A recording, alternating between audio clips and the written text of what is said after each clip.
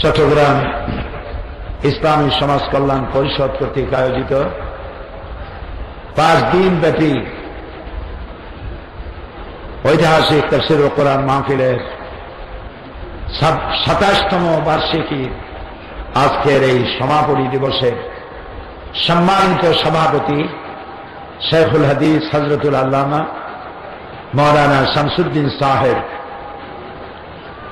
আজকের সম্মানিত মেহমান ফজিলাতুল উস্তাদ আদ-ডক্টর খালিদ হাসান হামদাবি, মুস্তাশার আদ-ডক্টর ইউসুফ আল করদাবি আল মুফাক্কিরুল ইসলাম আল কবির, ফজিলাতুল শেখ আদ-ডক্টর আব্দুল্লাহ আব্দুর রশিদ আল উস্তাদ জামিয়াতে উম্মুল কুরা মক্কা আল মুকাররমা আল মামলাকাতুল আরাবিয়াতুস সাউদিয়া, বিশেষ মেহমানবৃন্দ, উপস্থিত বাংলাদেশের বিভিন্ন প্রান্ত থেকে আগত, পার্শ্ববর্তী দেশ থেকে আগত সম্মানিত ভাইয়েরা, পর্দার আড়ালের মা এবং বোনেরা, সুপ্রিয় সাংবাদিক বৃন্দ, আসসালামু আলাইকুম ওয়া রাহমাতুল্লাহি ওয়া বারাকাতুহু। আজকের এই কোরআনের মাহফিলে যে সমস্ত হিন্দু, বৌদ্ধ, উপজাতীয়, গায়রে মুসলিম যারা উপস্থিত হয়েছে, কোরআনের মাহফিলের পক্ষ থেকে তাদের জানাই সুস্বাগতম, মোবারকবাদ, ধন্যবাদ, শুভেচ্ছা জানাচ্ছি। ওই আল্লাহ তাআলার প্রশংসা করছি বিনীতভাবে, নত শিরে, হৃদয়ের সবটুকুন আবেগ উজাড় করে, যে মনিব এই লাখো লাখো জনতার ঢল নামিয়ে দিয়েছে প্যারেড ময়দান এবং তার পার্শ্ববর্তী সমস্ত রাস্তাঘাট সব ভরি দিয়েছেন তার বান্দা বান্দীদের দিয়ে। সেই মহান রবের দরবারে নত শিরে একযোগে সমস্বরে শুকরগুজার হচ্ছি, করছি আলহামদুলিল্লাহ। আমরা আল্লাহ তাআলার শুকর আদায় করে নিলাম। তিনি দয়া করে এই জান্নাতি মঞ্জর, তিনি দয়া করে এই বেহেশতের সৌন্দর্য, তিনি দয়া করে কোরআনের মাহফিলে লক্ষ লক্ষ জনতার ঢল নামিয়ে দিয়েছেন, আলহামদুলিল্লাহ। শুরুতেই আমি অত্যন্ত বেদনার সাথে, শোকাহত এবং মর্মাহত ভাবে আমি আপনাদেরকে জানাচ্ছি, গত রাতে চট্টগ্রাম কালুরঘাট এরিয়ায় একটি গার্মেন্টস ফ্যাক্টরি, একটি টেক্সটাইল মিল সংলগ্ন এরিয়ায় বিরাট এক অগ্নিসংযোগে, অগ্নি দুর্ঘটনায় প্রায় 1,800 বনি আদম দুনিয়া থেকে বিদায় গ্রহণ করেছেন। ইন্না লিল্লাহি ওয়া ইন্না ইলাইহি রাজিউন। অন্তত শতাধিক বনি আদম, খেটে খাওয়া মানুষ, অগ্নিদগ্ধ হয়ে হসপিটালে জীবন মরণ এই অবস্থায় তারা বেঁচে আছে। আমরা দোয়া করি যারা অগ্নিদগ্ধ হয়ে মারা গেলেন, হায় আল্লাহ তাআলা তুমি দয়া করে এ সমস্ত নিহত ব্যক্তিদেরকে শাহাদাতের মওত নসিব ফরমাও এবং এদের স্ত্রী, পুত্র, পরিজন, তাদেরকে উত্তম সবরুন জামিল তুমি দয়া করে তাদেরকে আতা করো এবং তাদেরকে তুমি সাহারা দাও। অসুস্থ, অগ্নিদগ্ধ শ্রমিকদেরকে দয়া করে পূর্ণ সুস্থতা আল্লাহ তাআলা তুমি দান করে দাও। সেই সাথে আমি দাবি জানাবো সরকারের কাছে এবং মিল কর্তৃপক্ষের কাছে, এই যারা নিহত হয়েছেন তাদের পরিবারকে ক্ষতিপূরণ, পৃথিবী বিক্রি করলেও ক্ষতিপূরণ দেওয়া যাবে না, কিন্তু তারপরেও তাদের সংসার যাত্রা নির্বাহের জন্য ক্ষতিপূরণ দেওয়ার এবং আহতদের চিকিৎসা করার জন্য কর্তৃপক্ষ বিশেষভাবে সরকারের কাছে এই বিশাল জনসমুদ্রের পক্ষ থেকে আমরা দাবি জানাচ্ছি। এটিকে আপনারা একমত? সেই সাথে যত গার্মেন্টস ফ্যাক্টরি আছে, কলকারখানা আছে, বিশেষ করে গার্মেন্টস ফ্যাক্টরিতে মহিলারা চাকরি করে বেশি, এবং এই মহিলাদেরকে তাদের শ্রমের দাম দেওয়া হয় খুবই কম, নিম্নমানের বেতন তাদের দেওয়া হয়। তাদের অপরাধ, তারা নারী। সমস্ত গার্মেন্ট ফ্যাক্টরির মালিকদেরকে বলতে চাই, পুরুষদেরকে যে ধরনের বেতন দেওয়া হয় সমস্ত নারী শ্রমিকদেরকে সমানভাবে বেতন ভাতা ছুটি বোনাস সমানভাবে দিতে হবে।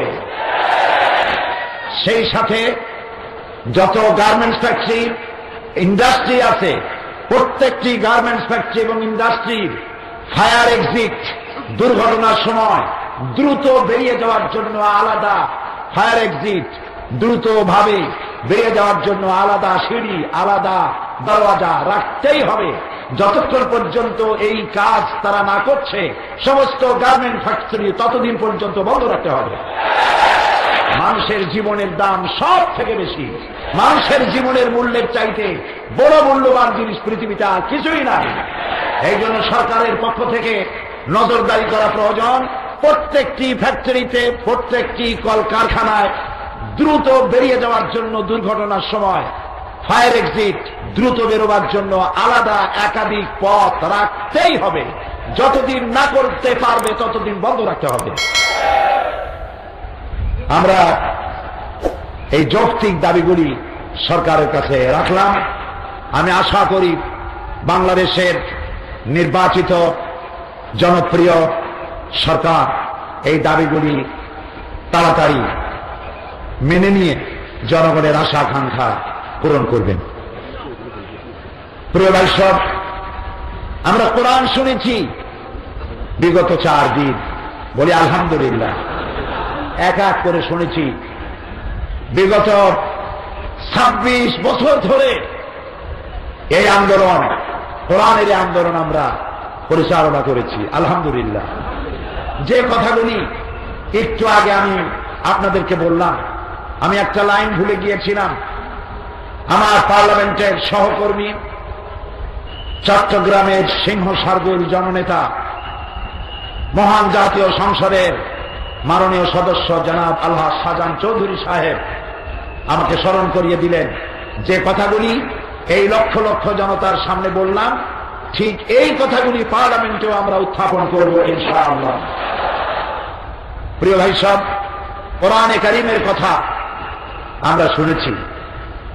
সমুদ্রের পানি শেষ হয়ে যাবে, কোরআনের কথা শেষ হবে না। কোরআনের কথা বলা শেষ করা সম্ভবপর নয়। এটি বিশাল নিয়ামত, এটি আযীম নিয়ামত বিশ্ব মানবতার জন্য। এর থেকে শ্রেষ্ঠ নিয়ামত আকাশের নিচে জমিনের উপরে আর হতে পারে না। আল্লাহ রাব্বুল আলামিন বলেন, কুল বিফাদলিল্লাহি ওয়া বিরহমাতিহি ফাবিযালিকা ফালিয়াফরাহু হুয়া খায়রুম মিম্মা ইয়াজমাউন। আল্লাহ তাআলা বলেন, নবী আপনি বলুন, এটি আল্লাহর পক্ষ থেকে তোমাদের জন্য, এটি আল্লাহর করুণা, এটি মেহেরবানি যে কোরআনের মতো একখানা কিতাব আল্লাহ তোমাদেরকে দান করেছেন। আলহামদুলিল্লাহ, বলে আলহামদুলিল্লাহ। ফাবিযালিকা ফালিয়াফরাহু, কোরআনের মতো একখানা কিতাব পেয়েছো, তাই আনন্দ করো। সুবহানাল্লাহ, আনন্দ করো। হুয়া খায়রুম মিম্মা ইয়াজমাউন, এটি হচ্ছে পৃথিবীর সমস্ত মানব মণ্ডলী যা কিছু অ্যাচিভ করেছে, যা কিছু অর্জন করেছে, সারা পৃথিবীর মানুষ যা অর্জন করেছে দুনিয়ার মানুষ, তার থেকে কোরআন শ্রেয়, তার থেকে কোরআন উত্তম। সুবহানাল্লাহ। গত 4 দিন আমি আপনাদের সামনে আলোচনা করেছিলাম সূরা আলে ইমরান। ইসলামের কথা বলছিলাম, ইসলামের সৌন্দর্যের কথা বলছিলাম, ইসলামের মানবাধিকার, ইসলামের গণতান্ত্রিক অধিকার, ইসলামের অর্থনীতি, ইসলামের সমাজনীতি, ইসলামের রাষ্ট্রনীতি, ইসলামের নারীর অধিকার, ইসলামের শ্রমিকের অধিকার। ইসলামের এই সৌন্দর্যগুলি আপনাদের সামনে যথাযথভাবে উপস্থাপন করার চেষ্টা করেছি মাত্র। আল্লাহ পাক ভালো জানেন কতদূর পেরেছি। যদি এর দ্বারা মানুষের কোনো কল্যাণ হয়, তাহলে সমস্ত প্রশংসার দাবি, সমস্ত প্রশংসার মালিক একমাত্র কার? এ প্রশংসার মালিক কে? আর বুঝাতে যদি আমি ব্যর্থ হয়ে থাকি, সমস্ত ব্যর্থতার, অযোগ্যতার দায় দায়িত্ব আমার। আল্লাহ তাআলা আমাকে ক্ষমা করুন। আল্লাহ যেন আমাদেরকে বোঝার তৌফিক দান করেন। গতকাল বলেছিলাম আপনাদেরকে কি শোনাবো, মনে আছে? কিসের কথা? জান্নাতের কথা শোনাবো। আলহামদুলিল্লাহ, আলহামদুলিল্লাহ। আমরা যেতে চাই কোথায়? কোথায় যেতে চাই? জান্নাতে যেতে চাই। এখন জান্নাতে যাওয়ার রোড ম্যাপ, জান্নাতে যাওয়ার একটি মানচিত্র, একটি রাস্তা আল্লাহ তাআলা তৈরি করেছেন। সেই রাস্তাটি কি, সেটি আমি আপনাদের সামনে পেশ করতে চেষ্টা করব আজকে। বলি ইনশাআল্লাহ। এটি সূরা তওবা, সূরা তওবা 111, 112 নম্বর আয়াত। আমি এখান থেকে আপনাদেরকে জান্নাতের রাস্তা একটি সুন্দর পথ পরিক্রমা তুলে ধরতে চাই, যদি আল্লাহ তাআলা তৌফিক দেন। ওমা তৌফিকি ইল্লা বিল্লাহ। আজকে কথা বলবো শুধু জান্নাতের কথা। গত 4 দিন যা বলেছি ওগুলো আমল করতে পারলেই জান্নাত। সুবহানাল্লাহ বলেন। আল্লাহ তাআলা বলছেন, ইন্নাল্লাহা আশতারা মিনাল মুমিনিনা আনফুসাহুম ওয়া আমওয়ালাহুম বিআন্না লাহুমুল জান্নাহ يقاتلون في سبيل الله فيقتلون ويقتلون وعدا عليه حقا في التوراة والإنجيل والقرآن ومن أوفى بعهده من الله فاستبشروا ببيعكم الذي بايعتم به وذلك هو الفوز العظيم إن الله اشترى من المؤمنين أنفسهم وأموالهم بأن لهم الجنة আল্লাহ তাআলা বলছেন, নিশ্চয়ই আমি আমার মুমিনের জান আর মাল খরিদ করে নিয়েছি, কিনে নিয়েছি, বিনিময় দিয়েছি জান্নাত। তা আমরা আলহামদুলিল্লাহ কব না? কি রকমের আসতে কইলেন? কার কথা শোনাচ্ছি? আল্লাহ তাআলা বলছেন, আমি আমার মুমিনের জান মাল কিনে নিলাম। জান কার? আমার জান, আপনার জান কার? মাল কার? আল্লাহর জিনিস আল্লাহ কিনতেছেন কেমনে? প্রশ্ন উঠতে পারে, আমার মালও আল্লাহর, আমার জানও আল্লাহ, তা আল্লাহ আল্লাহর জিনিস আল্লাহ কেনে কেমনে? বিষয়টা কি? বিষয়টা হচ্ছে, জান এবং মাল কিছুদিনের জন্য আল্লাহ আমাদের কাছে আমানত রেখেছেন। আলহামদুলিল্লাহ। আমানতটাকে সঠিকভাবে আমানতকারী, যিনি আমানত দিয়েছেন, তার কাছে সঠিকভাবে ফিরিয়ে দেওয়াই হলো আমানতদারের হক, যে আমানত পেয়েছিল। আমি আমার জানের আমানত পেয়েছি, আমি আমার মালের আমানত পেয়েছি। আল্লাহ কিনছেন কি? আমার জান আর মাল কিনেছেন, তিনি বললেন, কিন্তু কিনলেনটা কি? কিনেছেন আমার মাল খরচের ইচ্ছা, কিনেছেন আমার জান খরচের ইচ্ছাটাকে। আমি আমার ইচ্ছে মাফিক আমার মাল যেখানে সেখানে খরচ করতে পারবো না। আমি আমার জান যেখানে সেখানে আমি আমার জানকে শেষ করতে পারবো না। আমার জান খরচ হবে আল্লাহর খুশির জন্য, মাল খরচ হবে আল্লাহর খুশির জন্য। ওইটাই ইচ্ছাটাই আল্লাহ কিনছেন। এবার বলেন তো আল্লাহ কি কিনেছেন? আপনাকে বলা হচ্ছে ঢাকা থেকে অথবা ইন্ডিয়া থেকে আইডল আসবে। আইডল বাইরেছেন একরকম, কি কয় এগুলো? আইডল। এই চিকন চিকন কতগুলো মানুষ আছে, 3-4টা লাভ দেয়, 5-7টা চিৎকার মারে, আর মানুষ সব হাতে তালি দিয়া, মেয়ে লোক পুরুষ লোক সমুদ্রের ঢেউয়ের মতো নাচতে থাকে। নাচতে নাচতে বাঁচবে না মরবে দিশা করতে পারে না। ইন্ডিয়া থেকে দাওয়াত দেওয়া হয়েছে, ঢাকা থেকে দাওয়াত দেওয়া হয়েছে, নাচ গান হবে, বহু টাকা খরচ হবে। সদাগর সাহেব, চৌধুরী সাহেব, লক্ষ লক্ষ টাকা খরচ হবে, আমাদেরকে 50,000 টাকা দেন। আপনি যদি এইখানে টাকা চান্দা দেন, আল্লাহ খুশি হবে? খুশি হবে কে? খুশি হবে কে? নারাজ হবেন কে? তাই ইচ্ছে করলেই আপনার টাকা যেখানে খুশি সেখানে আপনি দিতে পারবেন না।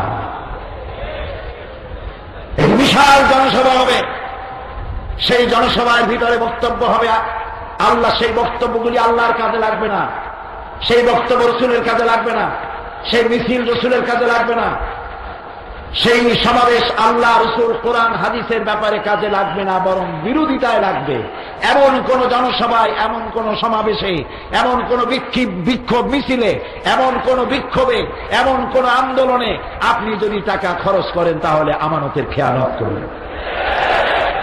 আপনার টাকা খরচ হবে, আপনার ইচ্ছাটা আল্লাহ কিনেছেন, টাকাটা খরচ হবে, আল্লাহ যেখানে খুশি টাকা খরচ হবে সেখানে। সুবহানাল্লাহ। এখানে আপনি যদি আপনার স্ত্রীকে ব্লাউজ কিনে দেন, শাড়ি কিনে দেন, আপনার ছেলে মেয়েকে কাপড় চোপড় কিনে দেন, সদকা দেওয়ার মতো সমাজ সব আমল এলাকা হয়ে যাবে। কিন্তু আল্লাহ নারাজ। এমন জায়গায় টাকা খরচ করলে শয়তান খুশি হবে, আল্লাহ নারাজ হয়ে যাবে। আপনি মিছিল করতে গিয়ে গুলি খেয়ে মরলেন, এমন মিছিলে গিয়েছিলেন যেখানে সব স্লোগান দেওয়া হয় কিন্তু নারায়ে তাকবীর আল্লাহু আকবার বলা হয় না, আছে না? আপনারা দাঁড়ান কেন? এই মাথা উঁচু করে দেখেন কি? এদিকে তাকান, মঞ্চের দিকে তাকান। আপনাদের বোঝা দরকার মানুষের ঢল নেমেছে, বেড়া চেলা ভাঙ্গে যেতে পারে। আপনারা ওদিকে তাকালে শুনবেন কি? ভয় পাওয়ার কারণ নাই। এই মাহফিলের নিরাপত্তার দায়িত্ব পুলিশের কাছে নাই, স্বেচ্ছাসেবক বাহিনীর কাছে নাই, র্যাবের কাছে নাই, বিডিআর আর্মির কাছে নাই। এই মাহফিলের নিরাপত্তার দায়িত্ব নিয়েছেন কোরআনের মালিক, দায়িত্ব গ্রহণ করে।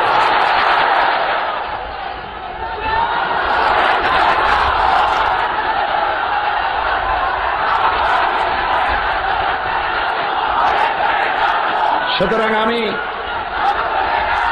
আমি মনে করি, আমার কথা শোনেন, আমি মনে করি আমি কোন দুর্বল অসহায় জনগোষ্ঠীকে কোরআন শোনাতে আসি নাই। আমি এসেছি চট্টগ্রাম বীর চট্টলার সেই বীরত্বপূর্ণ বীর মুজাহিদ মুসলমানদেরকে বক্তব্য শোনাতে, যেই জমিনে শুয়ে আছেন শাহ আমানত, যেখানে শুয়ে আছে বাইতুল শরফের পীর, যেখানে শুয়ে আছে আল্লাহর অসংখ্য আলেম, যেখানে শুয়ে আছেন হযরত আব্দুল আহাদ আল মাদানী আওলাদে রাসূল, যেই জমিন থেকে ঘোষিত হয়েছিল অত্যাচার এবং স্বৈরাচারের বিরুদ্ধে, কারুর ঘরে দাঁড়িয়ে শহীদ প্রেসিডেন্ট স্বাধীনতার ঘোষণা দিয়েছেন, সেই বীর চট্টলায় কথা শোনাতে এসেছি। কাপুরুষদের বক্তৃতা আমি শোনাই না।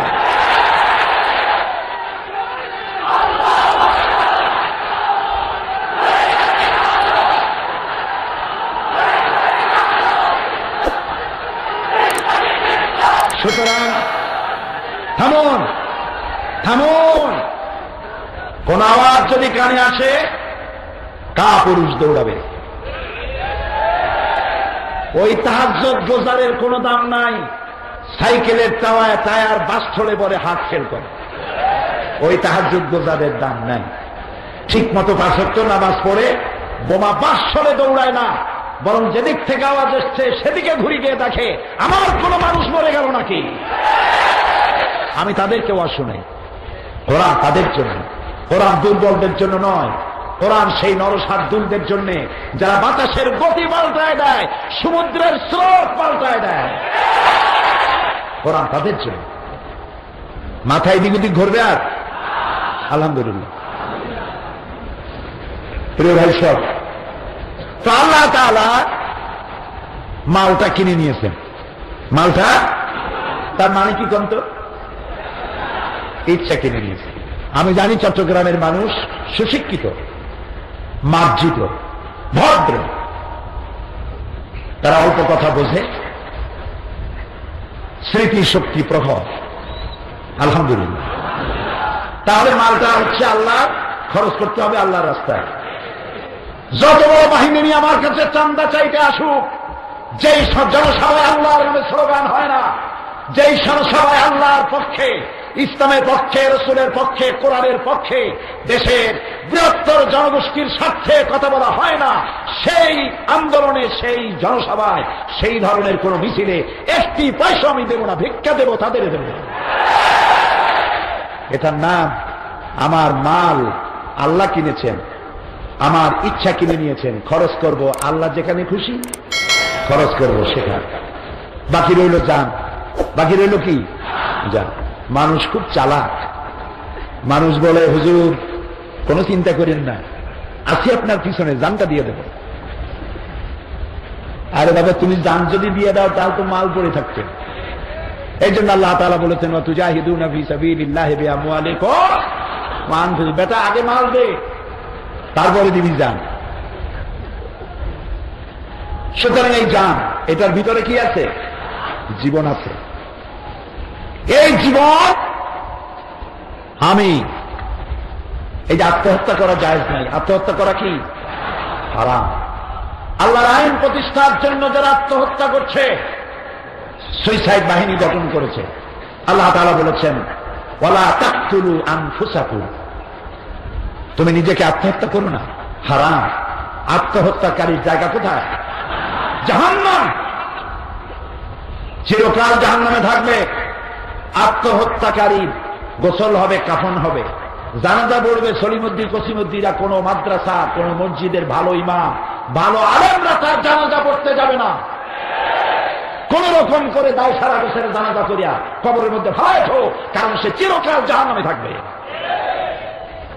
কাজে আমার এই জীবন, এটি আমি যেখানে সেখানে খরচ করতে পারবো না। আমি যদি যেখানে আল্লাহর স্লোগান হয়, আল্লাহর স্বার্থ, কোরআনের স্বার্থ, ইসলামের স্বার্থ, ওই স্বার্থ জড়িত মিছিলে যদি আমি মারা যাই, আমি শহীদ হয়ে যাব। সুতরাং আমার জান মাল আল্লাহ কিনে নিয়েছেন, বিনিময় কি দিয়েছেন বলেন জোরে? জান্নাত। আল্লাহ রাব্বুল আলামিন বলেন ইউকাতিলুনা ফি সাবিলিল্লাহি ফায়াকতুলুনা ওয়া ইউকতালুন। ওই মুমিন হচ্ছে ওরা যারা নাকি আমার রাস্তায় লড়াই করে মারেও মরেও।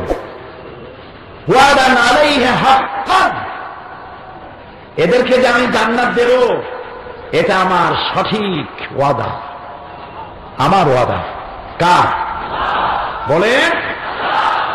এই ওয়াদা আমি করেছি ফিত তাওরাত ওয়াল ইনজিল, এই একই ওয়াদা আমি তাওরাতে করেছি, ইনজিলে করেছি, ওয়াল কোরআন, আর এখন এই কোরআনেও একই ওয়াদা করলাম। সুবহানাল্লাহ বলতে ইচ্ছা করে না? কে বলতেছেন? ওয়া মান আওফা বিআহদি মিনাল্লাহ, আর আল্লাহ চাইতে ওয়াদা পূরণকারী আর কে হতে পারে? আল্লাহ চাইতে ওয়াদা পূরণকারী কেউ হইতে পারে না। ফাস্তাবশিরু বিবাইকুমুল্লাযী বায়াতুম বিহ, সুতরাং সুসংবাদ তাদের জন্য যারা আল্লাহর সাথে এই চুক্তি সম্পাদন করতে পেরেছে। ওয়া যালিকা হুয়াল ফাওজুল আযীম, আর এটাই হলো সব থেকে চূড়ান্ত সাফল্য, এর থেকে বড় সাফল্য আর নাই। আলহামদুলিল্লাহ বলবো না? এখন এই মোমেনদের জন্য, এই মোমেনদের জান আর মালের বিনিময় আল্লাহ দেবেন কি? জান্নাত। কয়টা বলেন? এই জান্নাতে যাওয়ার জন্য আল্লাহ তাআলা 8টি জান্নাতের জন্য এখানে আল্লাহ শর্ত করেছেন, বৈশিষ্ট্য করেছেন 8টি। এই 8টি বৈশিষ্ট্য যদি কেউ নিজের মধ্যে রপ্ত করতে পারে, রব্বুল আলামিন তার 8টি জান্নাতের দরওয়াজা তার জন্য খুলে দিয়ে দেবেন। এবার শুনুন জান্নাতের রোডম্যাপ, জান্নাতে যাওয়ার রাস্তা। আলহামদুলিল্লাহ, আজ কোন দল নাই, মত নাই, আমরা সব একই মোহনায় এসে মিলিত হয়েছি। আলহামদুলিল্লাহ, কোন বিএনপি, জামাত, আওয়ামী লীগ, কোন দল নাই, মত নাই, আজকের পরিচয় আমরা সব মুসলমান। আলহামদুলিল্লাহ, যদি কথাগুলি মানতে পারি, আমাদের সাথে আপনাদের কোনো শত্রুতা নাই ভাই, কোনো শত্রুতা নাই। আসুন আদর্শের প্রশ্নে এক হয়ে যায়। দুনিয়াও শান্তি পাবে, আখিরাতেও শান্তি পাবে। التائبون العابدون الحامدون السائحون الراكعون الساجدون الآمرون بالمعروف والناهون عن المنكر والحافظون لحدود الله وبشر المؤمنين। আল্লাহ তাআলা বলছেন 8টি বৈশিষ্ট্য, আর আমি এই 8টি বৈশিষ্ট্যের কথা বলি। আজকে সব থেকে কাঙ্ক্ষিত মুনাজাত, সবার চাহিদা কি? আজকে সারা দিন টেলিফোন এসেছে সৌদি আরব, বাহরাইন, কুয়েত, কাতার থেকে, পৃথিবীর বিভিন্ন দেশ থেকে অনবরত টেলিভিশন এসেছে দোয়া চাওয়ার জন্য। এই লক্ষ লক্ষ জনতা যখন আল্লাহর দরবারে দুহাত তুলে চোখের পানি ছেড়ে দেবে, তিনি রহমানুর রহিম, দোয়া কবুল হবে, মানুষের এটা আশা, তাই তারা দোয়া চেয়েছে, সকলের জন্য দোয়া হবে। এই 8টি কথা বলতে যতটুকু সময় লাগে, তবে আমি আজকে বেশি সময় নেব না, কারণ আপনাদেরকে বসতে কষ্ট, যেতে কষ্ট। আমি রাস্তায় দেখে এসেছি, খবরের কাগজ কিনে কিনে মানুষ রাস্তায় বসে গেছে। আমি যেখান থেকে এসেছি ওইটা কোন এলাকা? চট্টেশ্বরী রোড থেকে শুরু করে নিয়ে এদিকে কোন জায়গা? চকবাজার, অলিখা মসজিদ পার হয়ে পুরা রাস্তাঘাটে গাড়ি ঘোড়া বন্ধ হয়ে গেছে। ইনফ্যাক্ট গোটা এলাকা ডেভেলপ হয়ে গিয়েছে, মানুষ আর মানুষ। আমি খুব লম্বা কথা বলবো না, সহজে এই 8টি কথা আপনাদের সামনে পেশ করতে চেষ্টা করব ইনশাআল্লাহ। 1 নম্বরে আত-তায়েবুন, তওবাকারী। জান্নাতে যাওয়ার জন্য যে সমস্ত মুমিনরা আল্লাহর জান্নাতে যাবে তাদের 8টি বৈশিষ্ট্য। 1 নম্বর হচ্ছে আত-তায়েবুন, তওবা এবং ইস্তেগফার। 2টি কথা আছে। কথা কয়টা? 2টা। একটা হলো তওবা আর একটা ইস্তেগফার। তওবা শব্দের অর্থ হলো বিরত থাকা, ফিরে আসা, স্টপ করে দেওয়া। আর ইস্তেগফার শব্দের অর্থ হচ্ছে ক্ষমা চাওয়া। তওবা মানে হচ্ছে যে পাপ করতেছিলাম স্টপ করে দিলাম, আর এই গুনাহ করব না। তওবার অর্থ এই নয়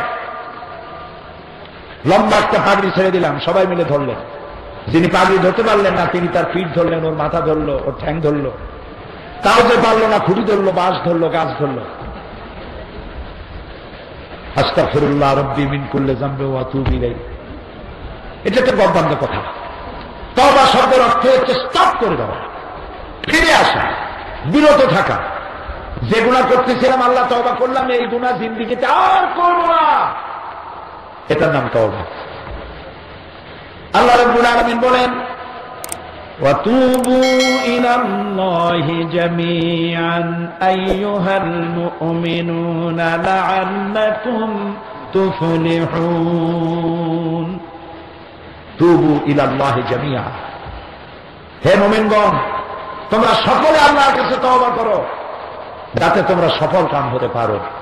জীবনে যদি সফলতা চাই তাহলে তওবা করতে হবে, গুনাহ থেকে তওবা করতে হবে। ওয়াস্তাগফিরু রাব্বাকুম সুম্মা তুবু ইলাইহি, আল্লাহর কাছে ক্ষমা চাও এবং গুনাহ থেকে ফিরে আসো। আল্লাহ তাআলা তিনি ক্ষমাশীল, পরম দয়ালু। আল্লাহ রাব্বুল আলামিন আরো বলেন وهو الذي يقبل التوبة عن عباده ويعفو عن السيئات ويعلم ما تفعلون। তিনি বান্দাদের তওবা কবুল করেন এবং পাপ মোচন করেন। আর আল্লাহ রাব্বুল আলামিন ওই সব জিনিস জানেন যা বান্দারা করে, সব তিনি জানেন। আমরা তওবা করি না, গুনাহ করি হাজারো, তওবা করি না। নবী করিম সাল্লাল্লাহু আলাইহি ওয়াসাল্লাম নামাজ পড়ে ডান দিকে বাম দিকে সালাম ফিরে বলতেন আল্লাহু আকবার। কি বলতেন বলেন তো?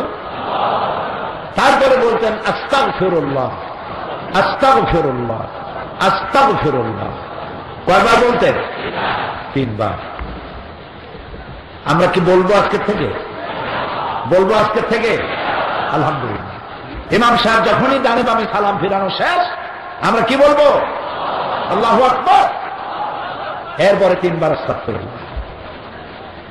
আল্লাহ রাব্বুল আলামিন বলেন, ইয়া আইয়ুহাল্লাযীনা আমানু তুবু ইলাল্লাহি তাওবাতান নাসুহা। হে বিশ্বাসীরা, হে মুমিনগণ, বিশুদ্ধ তওবা করো, তওবায়ে নাসুহা করো। তওবা নাসুহা কারে বলে? তওবায়ে নাসুহা বলা হয় সত্যিকার অর্থে মানুষ তার গুনার অনুভূতিতে লজ্জিত হবে, হাত তুলে বলতে হবে, আল্লাহ আমি এই গুনাহ করেছি।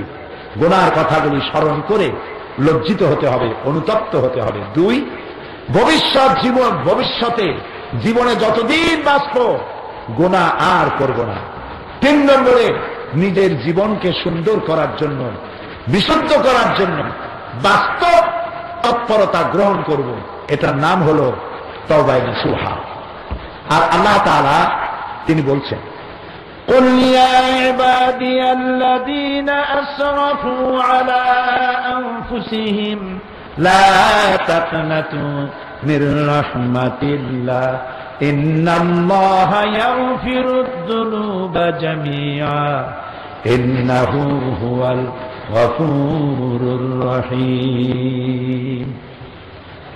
নবী আপনি বলুন, হে আল্লাহর বান্দারা, তোমরা যারা গুনাহ করে নিজের জীবনকে বরবাদ করেছো, আল্লাহর রহমত থেকে মায়ুস হয়ে যেও না, নিরাশ হয়ে যেও না। ইন্নাল্লাহা ইয়াগফিরুয যুনুবা জামিআ। তুমি যদি তওবা করতে পারো, গুনাহ থেকে ফিরে আসো, আল্লাহ রাব্বুল আলামিন তোমার জিন্দেগীর সমস্ত গুনাহকে মাফ করে দেবেন। আল্লাহু আকবার বলেন, আল্লাহু আকবার। আল্লাহর দয়া, অফুরন্ত দয়ার মালিক তিনি। তার দয়াকে তিনি 100 ভাগ করেছেন। কত ভাগ? তার একটা ভাগ সারা দুনিয়ায় ছড়িয়ে দিয়েছেন, আর 99টা ভাগ নিজের কাছে রেখেছেন। সুধীমণ্ডলী, প্রিয় সুশিক্ষিত ভাই বোনেরা, একটুখানি মাথা খাটাইয়া চিন্তা করেন, দয়া এবং করুণা আর রহমতের 100 ভাগ করিয়া একটা ভাগ দুনিয়া দিয়েছেন। সেই 1 ভাগের যতটুকু আমি পেয়েছি, আপনি পেয়েছেন। আমার বাড়ির মুরগিতে পাইছে। মুরগির তার বাচ্চার জন্য দয়া আছে না? দেখছেন, তার বাচ্চার উপরে যদি চিলে ছোমারে, মুরগি চিলের পিছনে দৌড়ায়। তাতে শিয়াল চেনেন আপনারা? চট্টগ্রামে কি বলে? হ্যাঁ, চট্টগ্রামে কই হিয়া। ভালোই, আপনারা আদর করে ডাকেন। এই হিয়ালে মুরগি ধরতে আসছে, মুরগির বাচ্চা নিতে আসছে। মুরগি মা, সে জানে ওই হিয়ালে তারে খাইতে পারে। এইটা জানার পরেও পাতি শৃগালের পেছনে সে উর্ধ্বশ্বাসে দৌড়াতে থাকে নিজের বাচ্চার মায়া। ঠিক কিনা? আপনি আর আমি সন্তানের মহব্বতে কলিজা ফেটে যায়। অনেকদিন বাচ্চা না দেখলে কলিজা কান্দে। আরে দেখছেন মায়ের মহব্বত কত। মা হাজারো কাজ নিয়ে ব্যস্ত, সন্তান কাঁদতেছে ঘরে, সন্তানের কান্নার আওয়াজ মায়ের কলিজায় লেগেছে। সমস্ত কাজ ফেলে রেখে দৌড়ে গিয়ে বাচ্চাটারে কোলে নিয়া ক্রন্দন মুখে শত চুমা দিয়া বাচ্চার মুখে হাসি ফুটায়। বাপে মারতে আসে, নিজের পিঠ পেতে দেয়, বাচ্চারে মাঠ থেকে বাধা। সেদিন একটা পত্রিকায় দেখলাম, পত্রিকার হেডিং, এরই বলে মা। আমি আশ্চর্য হয়ে পড়লাম, এরই বলে মা। খবর হচ্ছে বাংলাদেশের কোন একটি জেলা, নাম বলবো না, ওই মায়ের 3টা ছেলে। ছেলেরা তার মাকে খেতে দেয় না, মারধর করে, ঘরে থাকতে দেয় না। মায়ের বয়স 90 বছর, ভিক্ষা করে খায়। 3টা ছেলেই ভালোভাবে খায় দেয়, মায়ের জায়গা দেয় না, খাবার দেয় না। পুলিশের কাছে একজনে নালিশ করেছে এই খবর। পুলিশে একটা ছেলে ধরে নিয়ে গেছে, ফ্যানের সাথে ঝুলাইছে। মায়েরে মারিস তুই? বুড়ি কার কাছে খবর পাইয়া দৌড়ায় গেছে থানার মধ্যে। পুলিশের দুইটা পাও জড়ায় ধরে মা কাঁদতেছে, আমার কলিজার টুকরা বাচ্চাটারে মারিও না, ও আমারে ভাত খাইতে না দিও, ও আমারে মারুক, ওরে তুমি মারো না, ও শুধু আমার মা বলে ডাকুক, তাতেই আমার কলিজা ঠান্ডা হয়ে যাবে। আহারে মা, একটা ভাগের ভাগ করে করে পৃথিবীর মানুষ যেটুক পাইল, তাতে যদি হয় এত ভালোবাসা, এত মহব্বত। এবার চিন্তা করুন, ভালোবাসা, মহব্বত, করুণা, রহমত, এর 99টা ভাগ যে আল্লাহ রাব্বুল আলামিন নিজের মুঠার ভিতরে রেখেছেন বান্দার জন্য। সেই আল্লাহ রাব্বুল আলামিনের কত মায়া। বান্দা যখন কান্দে, বান্দা যখন চোখের পানি ঢালে, আল্লাহ নবী বলেছেন, বান্দা যখন গুনার ভয়তে, জাহান্নামের ভয়তে চোখ দিয়া যখন পানি ছেড়ে দেয়, নাকের অর্ধেক আসতে না আসতে আল্লাহ রাব্বুল আলামিন বান্দারে মাফ করে দে। এই হচ্ছে আমার আল্লাহ। সে আল্লাহ রেখে যান কই? এই মাজারে, সেই মাজারে, অমুক দরগায়, তমুক দরগায়। আর লাহুল আসমাউল হুসনা, কি সুন্দর সুন্দর নাম আমার আল্লাহ। আল্লাহরে ডাকেন, গভীর রাত্রে উঠেন, আল্লাহরে ডাকেন, আল্লাহ তাআলা ডাকে সাড়া দিবেন। প্রিয় ভাই, সব মানুষ যে গুনাহ করে, রাসূলুল্লাহ বলেছেন, হযরত আবু হুরায়রা রিওয়ায়াত করেছেন, সামি'তু রাসূলুল্লাহ সাল্লাল্লাহু আলাইহি ওয়াসাল্লাম ইন্নী লা আস্তাগফিরুল্লাহ ওয়া আতুবু ইলাইহি, আমি আল্লাহর কাছে তওবা করে থাকি। এক হাদিসে এসেছে 70 বার তওবা করি, আর এক হাদিসে এসেছে দৈনিক 100 বার তওবা করি। রাসূলের কোন গুনাহ আছে? সবাই বলেন, কোন গুনাহ আছে? কোন গুনাহ নাই, আগেও নাই, পরেও নাই। নবুয়তের আগেও গুনাহ করেন নাই, নবুয়তের পরেও গুনাহ করেন নাই। সেই নবী তিনি বলছেন 100 বার তওবা করি দৈনিক, আর আমরা হাজারো গুনাহ করি, তওবা করি না। রাসূলুল্লাহ বলেছেন, আত-তায়েবু মিনাজ যামবি কামান লা যামবা লাহু, যে ব্যক্তি গুনাহ করে তওবা করলো, সে যেন কোনো গুনাহই করে না। সুবহানাল্লাহ। আল্লাহ রাব্বুল আলামিন আরো বলেছেন, বান্দা গুনাহ করে আমার দরবারে যদি তওবা করে, গুনাহ যদি মাপ চায়, তাহলে আমি তার গুনাহগুলি গুনাহ হিসাবে রাখি না, আমি তার গুনাহগুলিকে আমি নেক দিয়া বদলাইয়া দেই, নেকি দিয়ে বদল করে দেই। আল্লাহর নাম রহমান রহিম।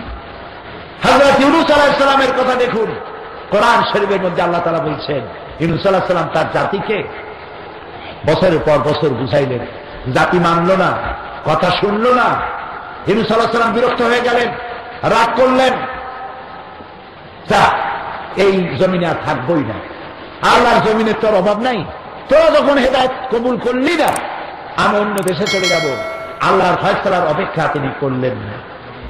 আল্লাহর ফয়সালার অপেক্ষা না করেই তিনি দেশবাসীর উপরে অসন্তুষ্ট হয়ে রাগ করে এলাকা ছেড়ে চলে গেলেন। আল্লাহ তাআলা বলছেন, ওয়াজান্নুন ইয যাহাবা মুগাদিবান ফাযান্না আন লান নাকদির আলাইহি, তিনি অসন্তুষ্ট নিজের এলাকা ছেড়ে চলে গেলেন। সামনে দেখলেন দরিয়া, জাহাজে উঠে বললেন দরিয়া পাড়ি দিয়ে যাবেন। সমুদ্রের দরিয়ার ভিতরে তুফান শুরু হয়ে গেল। ক্যাপ্টেন বলল, মাঝি বলল যে আমি তো বহু বুড়া মানুষ, আমি জানি জাহাজে যদি কোনো পলাতক গোলাম থাকে তাহলে এরকম তুফান হয় আর নৌকা ডুবে যায়। মনে হয় কোন পলাতক গোলাম, তখন মানুষ কেনা বেচা হইতো, মনে হয় কোন পলাতক গোলাম নৌকায় উঠছে, সেই গোলাম রে আমরা নেব না, নদীতে ফেলায় দেব, তাহলে আমরা বাঁচতে পারবো, তা না হলে জাহাজ ডুবে যাবে। এখন পলাতক কে? কেউ তো স্বীকার করবে না। লটারি করা হলো, নাম উঠল ইউনূস আলাইহিস সালামের। লোকেরা বিশ্বাস করতে পারল না, এত সুন্দর মানুষ, এত ভালো মানুষ, তিনি পলাতক হতে পারেন না। তিনি আবার নাগরিক করা হলো, আবার ইউনূস আলাইহিস সালামের নাম উঠল, বিশ্বাস করলেন। আবার নাগরিক করা হলো, আবার ইউনূস আলাইহিস সালামের নাম উঠল। এবার ইউনূস আলাইহিস সালাম মুখ খুললেন, সত্যি আমি আমার মালিককে না বলে চলে এসেছি। তিনি নদীতে ঝাঁপায় পড়লেন, দরিয়ার ভিতরে ঝাঁপিয়ে পড়লেন। মাছ একটা বাড়ানো ছিল জাগা মতো, মাছ হা করলো, মাছের ভিতরে তিনি চলে গেলেন। চিন্তা করেন, একটা মানুষ গিলা খাইতে পারে তাহলে মাছটা কত বড়। মাছ যখন ইউনূস আলাইহিস সালামকে গিলতে ছিল, আল্লাহ রাব্বুল আলামিনের অর্ডার ছিল, এ মাছ এটা তো রিজিক না, চাবাইতে পারবি না, হজম করতে পারবি না। ইউনূস আলাইহিস সালাম মাছের পেটে চলে গেলেন। তাফসীরে এসেছে, কোন কোন মুফাসসিরিন লিখেছেন এই মাছটাকে আবার আরেকটা মাছে গিলে ফেলাইছে। মাছ আস্তে আস্তে করে নদীর অতল তলদেশে চলে গেল। প্লেনের মধ্যে যখন ল্যান্ড করল, ইউনূস আলাইহিস সালাম মনে করেছিলেন যে আমি মরে গেছি। হাত পা নাড়ল, দেখলেন মরি নেই। তিনি মাছের পেটে সেজদায় পড়ে গেলেন আর বললেন, আয় আল্লাহ, আমি আজকে তোমাকে যে জায়গায় সেজদা দিছি, আমার জানা মতে এরকম জায়গায় পৃথিবীতে কেউ তোমাকে সেজদা দেয় নাই। লা ইলাহা ইল্লা আনতা সুবহানাকা ইন্নী কুনতু মিনাজ জালিমিন। লা ইলাহা ইল্লা আনতা, তুমি ছাড়া কোন ইলাহা নাই, সুবহানাকা, তুমি পবিত্র, ইন্নী কুনতু মিনাজ জালিমিন, আমি সীমা লঙ্ঘন করে ফেলেছি বাবু। আল্লাহ রাব্বুল আলামিন বলেন, ফালাউলা আন্নাহু কানা মিনাল মুসাব্বিহিন লালাবিসা ফি বাতনিহি ইলা ইয়াউমি ইউবআসুন। আমার ইউনূস যদি মাছের পেটের ভেতরে যদি আমার কাছে খানা চাইতো, কিয়ামত পর্যন্ত মাছের পেটের ভিতরে আমি তাকে রেখে দিতাম। সুবহানাল্লাহ, সুবহানাল্লাহ। মাছের মধ্যে, মাছের পেটের ভিতরে বসে চিৎকার মারছে কে? দরিয়ার কেউ শোনে নাই, জঙ্গলের কেউ শোনে নাই, কোন রাজা বাদশা শোনে নাই, অন্তরিক্ষের কেউ শোনে নাই, আকাশ আর জমিনের মালিক আর সে আজিমের মালিক আল্লাহ রাব্বুল আলামিন বলেন, আমি শুনেছি। সঙ্গে সঙ্গে জবাব দিয়া দিলাম, ফাস্তাজাবনা লাহু ওয়া নাজ্জাইনাহু মিনাল গাম্মি ওয়া কাযালিকা নুনজিল মুমিনিন। আল্লাহু আকবার। ফাস্তাজাবনা লাহু, ডাকের সাড়া দিলাম। মাছের পেটের ভিতরে যন্ত্রণা শুরু হয়ে গেল। মাছ মনে করলো বমি না করলে বাঁচবো না। ফানাদা ফিজ যুলুমাত, অন্ধকার, অন্ধকার, আরো অন্ধকার, জমা কাছি ত্রিবিধ অন্ধকার, রাতের অন্ধকার, মাছের পেটের অন্ধকার, পানির অন্ধকার। এই অন্ধকারের মধ্য থেকে ইউনূস আলাইহিস সালামের ডাক কে শুনেছে? আল্লাহ রাব্বুল আলামিন ডাক শুনলেন। মাছের পেটের ভিতরে যন্ত্রণা শুরু হলো। মাছ দেখলো বমি করা ছাড়া আমার কোন উপায় নাই। মাছ ভেসে উঠল, দরিয়ার কিনারে চলে গেল, বমি করে দিল। মাছও বেঁচে গেল, ইউনূস আলাইহিস সালামও বেঁচে গেলেন। এদিকে যে কওমকে তিনি ছেড়ে এসেছেন, সেই কওম চিন্তা করলো, আরে আমরা তো ভুল করছি। ইউনূস আলাইহিস সালাম রাগ করে চলে গেছেন, তিনি আল্লাহর পয়গম্বর, আমাদের উপরে গজব আসবে 3 দিনের মধ্যে, তিনি বলে গেছেন গজব ছাড়া তো আমাদের উপায় নাই, আমরা তো ধ্বংস হয়ে যাব। মুফাসসিরিনে কিরাম লিখছেন, জাতি করলো কি জানেন?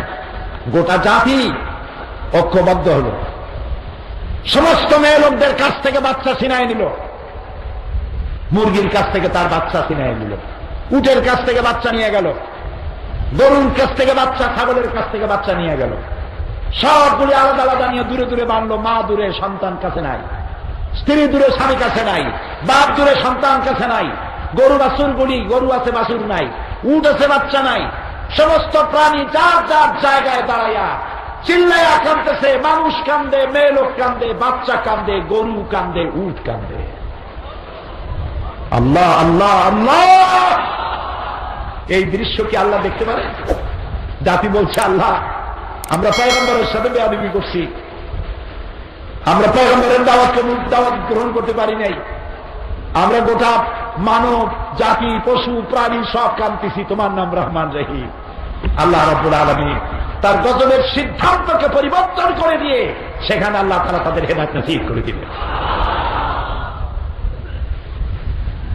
মুসা আলাইহিস সালামকে, ইউনূস আলাইহিস সালামকে বমি করে ফালানো হলো নদীর তীরে। সূরা আস-সাফফাত আল্লাহ তাআলা বললেন, একটা গাছ সেখান থেকে বাইর করে দিলাম, কদু গাছ। কি গাছ? কদু গাছ। মাছের পেটে দীর্ঘদিন থাকার কারণে মাছের দাঁতের কাটা কোঠা লাগিয়া গা ফিরে গেছে, ঘা হয়ে গেছে। এখন যদি পোকামাকড় লাগে, মাছি পড়ে, তাহলে তো ঘা আরো বাড়বে, রোদ লাগলে আরো বাড়বে। কদু গাছ দিলেন কেন? আপনারা লক্ষ্য করে দেখবেন, কদু গাছের পাতায় পোকা মাকড় মাছি কিচ্ছু পড়ে না। সুবহানাল্লাহ করতে ইচ্ছা করে না। কদু গাছ একটা উঠাই দিয়া তার ছায়ার মধ্যে আল্লাহ তাআলা তাকে রক্ষা করলেন। সুতরাং বান্দা যদি তওবা করে, আল্লাহ রাব্বুল আলামিন বান্দা তওবা কবুল করেন। এই জন্য আত-তায়েবুন জান্নাতে যাওয়ার জন্য প্রধান বৈশিষ্ট্য, ইসলামের সমস্ত কাজগুলি সঠিকভাবে করতে হবে। যা গত 4 দিন বলেছি, আজকে বলতেছি জান্নাতে যাওয়ার কথা। তওবা করতে হবে আল্লাহর কাছে। তওবা কি? আস্তাগফিরুল্লাহ পড়া শুধু নয়, যিনি যেখানে আছেন, যিনি যে পাপ করেন, ওই পাপ স্টপ করতে হবে, আর করা যাবে না।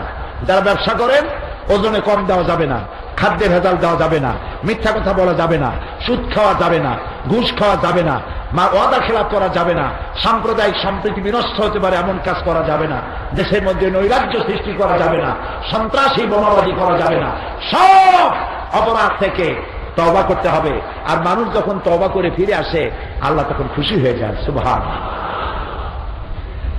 পৃথিবীতে যার কাছে যত বেশি চাবেন, সে তত বেশি বিরক্ত হবে। এটা ঠিক কিনা? সে বাপ হোক, সে মা হোক, যেই হোক, যত বেশি চাবেন তত বিরক্ত হবে। এক মহান সত্তা না চাইলে বিরক্ত হয়। চেনেন কি তারে? চেনেন তারে? हर हमेशा देने को वो तैयार हैं, हर हमेशा देने के वो तैयार हैं, जो न मांगे उससे वो बेजार है। সব সময়ের জন্য দিতে প্রস্তুত।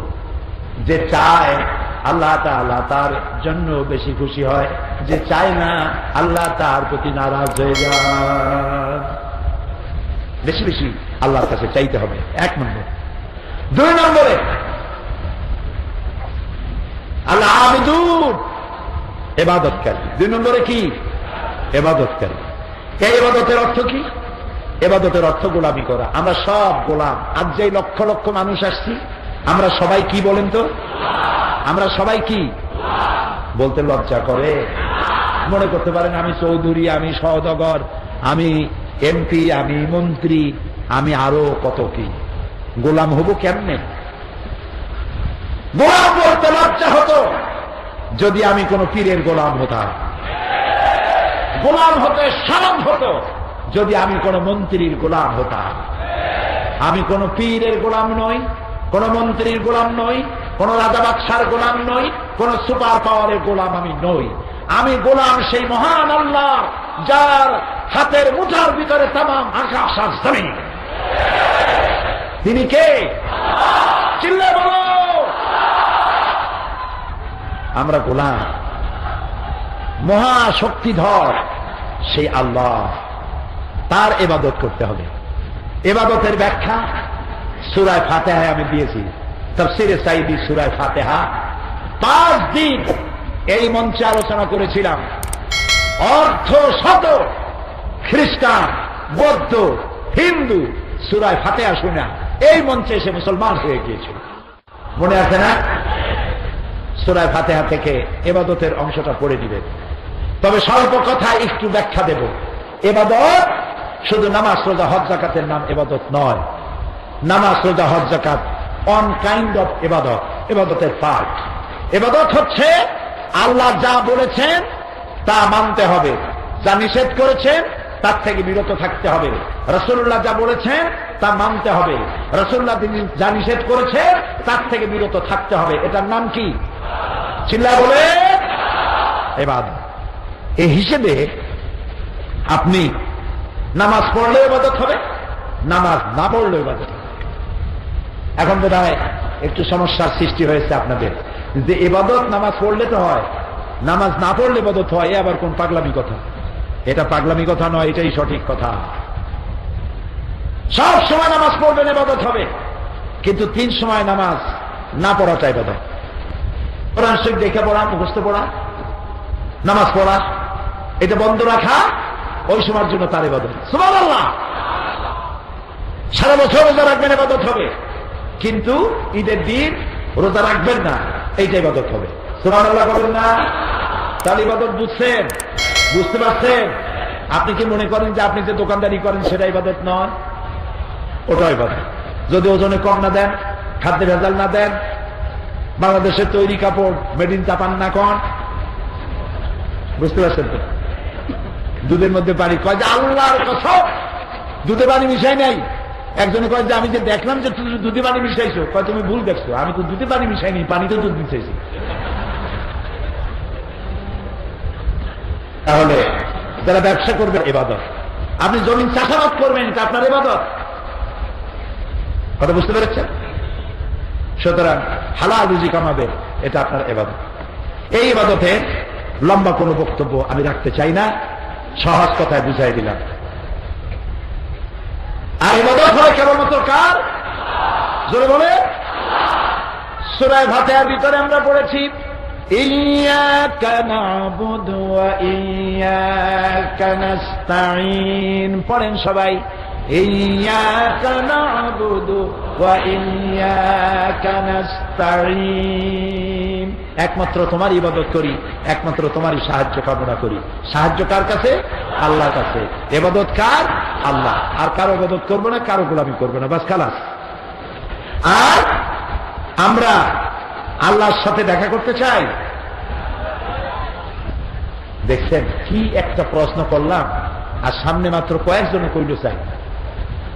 আমরা কি আল্লাহর সাথে দেখা করতে চাই? মাশাআল্লাহ।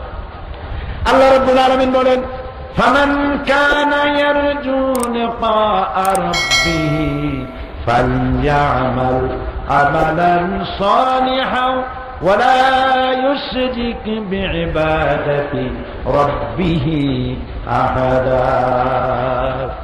তোমরা যদি তোমার রবের সাথে দেখা করতে চাও, 2টা কাজ করো। কে বলতেছেন? কয়টা কাজ? 2টা কাজ। একটা হলো, একটা কি? আল্লাহর ইবাদত করো, আমলে সালেহ করো, বিকাশ করো। আর আল্লাহর ইবাদতের সাথে কাউকে শরীক স্থাপন করো না। এই ইবাদত কতদিন করবা? আল্লাহ রাব্বুল আলামিন বলেন, ওয়াবুদু রাব্বাকা হাত্তা ইয়াতিয়াকাল ইয়াকিন।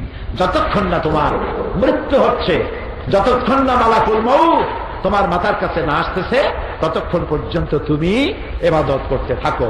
ইবাদত জন্ম থেকে শুরু করে মৃত্যু পর্যন্ত, বালেগ হওয়ার পর থেকে মৃত্যু পর্যন্ত জীবনের সকল ক্ষেত্রে আমরা আল্লাহর আইন মেনে চলবো, আল্লাহর হুকুম মেনে চলবো, এটাই ইবাদত। আলহামদুলিল্লাহ বলি। এরপরে আল্লাহ তাআলা বলছেন 3 নম্বরে, আল হামিদুন, প্রশংসাকারী। প্রশংসা হবে কার? জোরে বলে। আল্লাহ প্রশংসা করতে হবে জীবনের সকল ক্ষেত্রে। কোরআনের শুরুতেই আল্লাহ তাআলা বলে দিয়েছেন, আলহামদুলিল্লাহি রাব্বিল আলামিন। পড়েন সবাই, আলহামদুলিল্লাহি রাব্বিল আলামিন। সমস্ত প্রশংসা, যাবতীয় প্রশংসা আল্লাহ তাআলার জন্য। সব সময় তার প্রশংসা করতে হবে। আমরা যদি তার প্রশংসা না করি, তাহলে আল্লাহর কোনো অসুবিধা আছে? আছে কোনো অসুবিধা? কারণ আল্লাহ তার মর্যাদার যে স্তরে আছে, পৃথিবীর সমস্ত মানুষ প্রশংসা করে তার থেকে 1 ডিগ্রি উপরে নিয়ে যাইতে পারবে না। আর যে স্তরে তার মর্যাদা আছে, প্রশংসা না করে 1 ডিগ্রি নিচে নামাই দিতে পারবে না। তার কাজেই প্রশংসা করলে ফায়দা কার? হ্যাঁ বলেন, আমার ফায়দা কার? আমার ফায়দা। শুকর আদায় করলে আল্লাহর কোনো ফায়দা নাই, সমস্ত ফায়দা হচ্ছে আমাদের।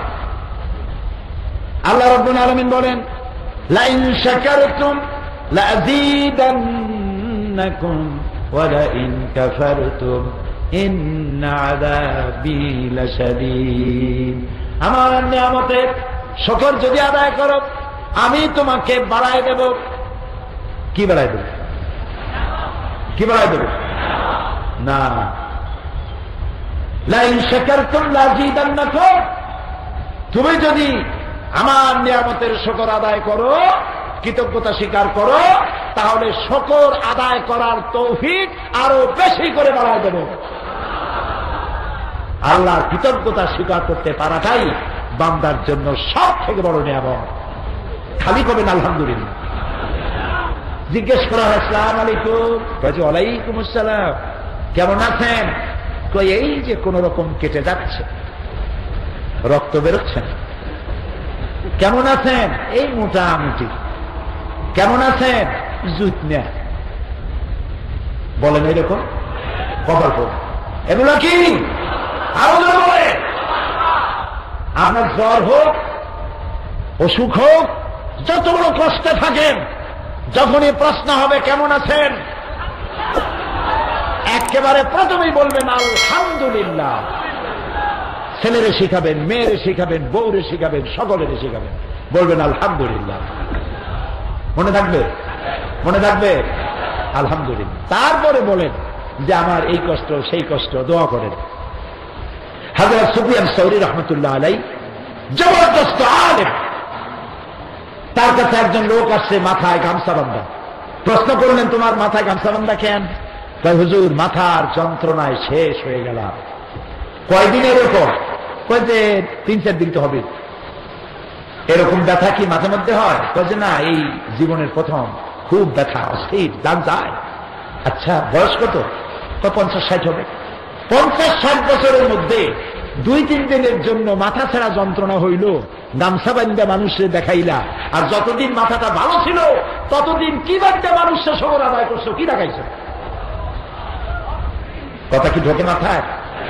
কাজে সর্বাবস্থায় বলবেন আলহামদুলিল্লাহ। আপনার জ্বর আছে, আপনি তো আলহামদুলিল্লাহ করেন, আরেকজনের তো কলেরা হয়েছে, আলহামদুলিল্লাহ। সর্বাবস্থা কি বলবে? মনে থাকবে। বাচ্চাগুলোরে শিখাবে।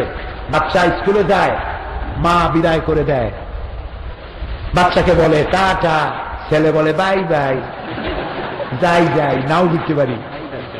নাউজুবিল্লাহ, বলে নাউজুবিল্লাহ। আমাদের পরিচয় কি মুসলমান? জোরে বলেন আমাদের পরিচয় কি? যারা বলে আমাদের পরিচয় বাঙালি, আমরা তাদের সাথে 100% একমত নই। কারণ তারা 47-এর সীমা রেখা, বর্ডার রাবার দিয়া মুছে ফেলে দিতে চায়। কারণ বাংলায় শুধু আমরা এই কথা বলি না, বাংলায় আমাদের পার্শ্ববর্তী দেশের লোকেরাও বাংলায় কথা বলে। কাজে আমরা আমাদের পরিচয়, আমাদের ন্যাশনালিটি, অ্যাজ এ নেশন হিসাবে আমাদের পরিচয়, আমরা বাংলাদেশী। আমাদের পরিচয় কি? 1 নম্বর পরিচয় আমি মুসলমান। 1 নম্বর পরিচয় কি? জোরে বলে। 2 নম্বর পরিচয় দেশ হিসাবে আমি বাংলাদেশী। সন্তানগুলিকে ভালো বানাইতে হবে। ছেলে ছোট্ট বাচ্চা স্কুলে যাচ্ছে, বাই বাই চাই চাই, কি হইল? আপনি বলেন বাচ্চাটা স্কুলে যাচ্ছে, ওর মাথায় হাত দিয়ে বলেন ফি আমানিল্লাহ, আল্লাহর হাতে তোমারে উঠাই দিলাম। সুবহানাল্লাহ করতে ইচ্ছা করে না? মা তার বাচ্চার মাথায় হাত দিয়ে বলছে, আল্লাহ আমার কলিজা টুকরা তোমার হাতে ছেড়ে দিলাম, তুমি আমার হাত আমারে ফিরিয়ে দিও। সুবহানাল্লাহ। কিসের চাই চাই আর বাই বাই আর কোনদিন বলবেন না, মনে রাখবেন। ছেলেরে শিখাবেন, বউরে শিখাবেন, মেয়েরে শিখাবেন, সবাইকে শিখাবেন। খোদা হাফেজ না, আল্লাহ হাফেজ। আল্লাহ হাফেজ মনে থাকবে সব কথা। খোদা হাফেজ অসুবিধা কি? কারণ আল্লাহর 99 নামের মধ্যে কোথাও খোদা বলে কথা নেই, আছে নাকি? বিশ্বাস করুন, আপনি যদি 10 লক্ষ বার খোদা বলেন, একবার আল্লাহ বলার সমান হবে না, হবে না, হবে না। এই জন্য একজন আরেকজনকে বিদায় করবেন, আল্লাহ হাফেজ, ফি আমানিল্লাহ। সুবহানাল্লাহ, কি সুন্দর কথা। এই কথাগুলি মনে রাখতে হবে, শুকরিয়া আদায় করতে হবে সর্ব অবস্থায় কার? আল্লাহ তাআলা। এরপরে জান্নাতে যাওয়ার আরেকটি বৈশিষ্ট্য আস-সায়হুন। কোন কোন মুফাসসির এর তরজমা করেছে আস-সায়মুন, রোজা পালনকারী। কিন্তু আকসার, অধিক সংখ্যক মুফাসসিরিনে কেরাম তারা বলেছেন সায়হুন মানে সায়মুন নয়, সায়হুন শব্দের অর্থ পরিভ্রমণকারী। ইসলাম যে দাওয়াত তুমি শিখেছ, এই দাওয়াত নিয়ে ঘরে বসে থেকো না, এই দাওয়াত নিয়ে নগরে বন্দরে গ্রামে গঞ্জে দেশ থেকে দেশান্তরে ছড়িয়ে যাও, আল্লাহর এই দ্বীনের দাওয়াত নিয়ে ছড়িয়ে পড়ো। সাহাবায়ে কেরাম জানতেন না যে কাবা শরীফে মসজিদে হারামে 1 রাকাত নামাজ পড়লে 1 লক্ষ রাকাতের নামাজের সওয়াব হয়? এটা কি সাহাবায়ে কেরাম জানতেন না? বলেন না কেন? সাহাবায়ে কেরাম এটা কি জানতেন না যে মসজিদে নববীর ভিতরে 1 রাকাতে সহস্র গুণ সওয়াব হয়? এটা কি তারা জানতেন না? তারপরেও কোন কোন সাহাবীর কবর হয়েছে বোহারা, তাশখান্ত, রাশিয়া, চায়না, জাপান, ইন্দোনেশিয়া, পৃথিবীর বিভিন্ন দেশে। কি জন্য? তারা ইসলামের দাওয়াত নিয়ে ছড়িয়ে পড়েছে বিশ্বময়। কারণ ইসলাম না হলে পৃথিবী বাঁচবে না। এই পৃথিবী যদি বাঁচাতে চান, আপনারা কি এই পৃথিবীকে বাঁচাতে চান? এই সভ্যতাকে টিকাতে চান? নারীর মর্যাদা রক্ষা হোক, সতীত্ব সম্ভ্রম টিকে থাকুক, তাকে আপনারা চান? তাহলে এই দাওয়াত নিয়ে ছড়িয়ে পড়তে হবে। নারী, পুরুষ, যুবক, শিশু, কিশোর, পেশাজীবী সকলকে ছড়িয়ে পড়তে হবে। আর বোঝাতে হবে মানুষকে সেকুলারিজমে শান্তি নাই, সোশ্যালিজমে নাই, ন্যাশনালিজমে নাই, ক্যাপিটালিজমে নাই, কমিউনিজমে নাই, ধর্ম নিরপেক্ষতাবাদে তো নাই। পৃথিবীতে কোন মতবাদে শান্তি হবে না, শান্তি প্রতিষ্ঠা হবে কেবলমাত্র ইসলাম, শুধুমাত্র ইসলাম, একমাত্র ইসলামের মাধ্যমেই শান্তি ফিরে আসবে। আলহামদুলিল্লাহ।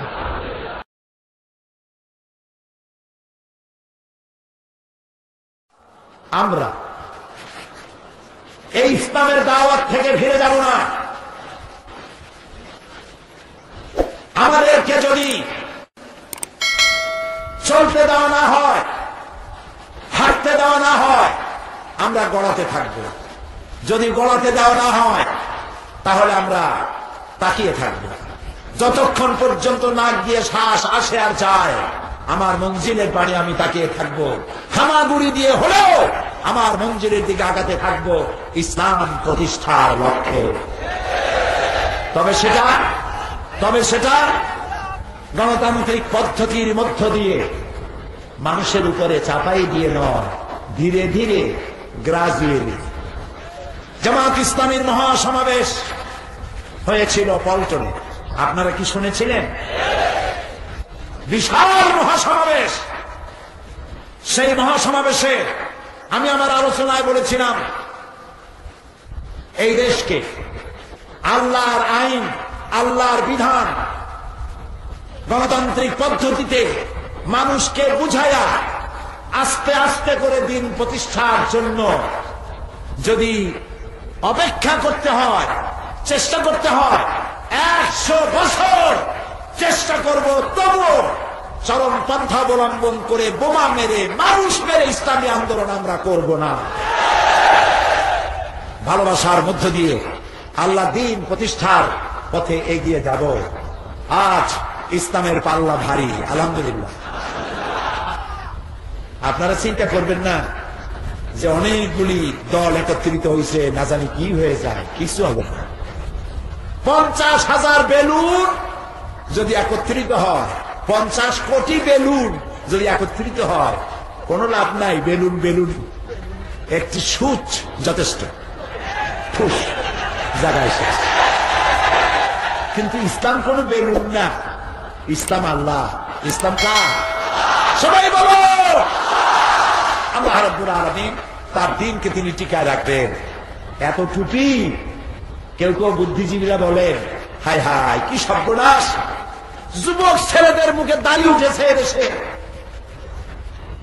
এটাই কি চেতনা ছিল এদেশে? এই বাংলাদেশ কি চেয়েছিলাম? মেয়েরা বোরখা পরবে, দাড়িবিহীন যুবকরা মসজিদ ধরে যাবে, হায় হায় কি বাংলাদেশ হইল। আমরা বলি মুতু গাইজিকুম, তোমরা আফসোস করতেই থাকো, আফসোস করতেই থাকো। আমরা তোমাদের বিরুদ্ধে কোনো বদদোয়া করবো না, আমরা দোয়া করব তুমিও আমাদের সাথে আসেন, আরে তবে বলবা একদিন ইনশাআল্লাহ। আমরা দোয়া করব। ইসলামে রয়েছে ভালোবাসা, ইসলামে রয়েছে উদারতা আর ক্ষমা, ক্ষমা আর ক্ষমা। প্রতিহিংসা এখানে নাই। আমার রাসূলকে দেখছেন মক্কা দখল করেন যেদিন তিনি ফতে মক্কার দিনে রাসূলুল্লাহ উষ্টের পৃষ্ঠে আরোহণ করে মক্কায় যখন প্রবেশ করতেছিলেন 10,000 সৈন্যতার সাথে। যেদিন গিয়েছিলেন সাথে কয়জন? মাত্র একজন, না খাওয়া, ক্ষুধার্ত।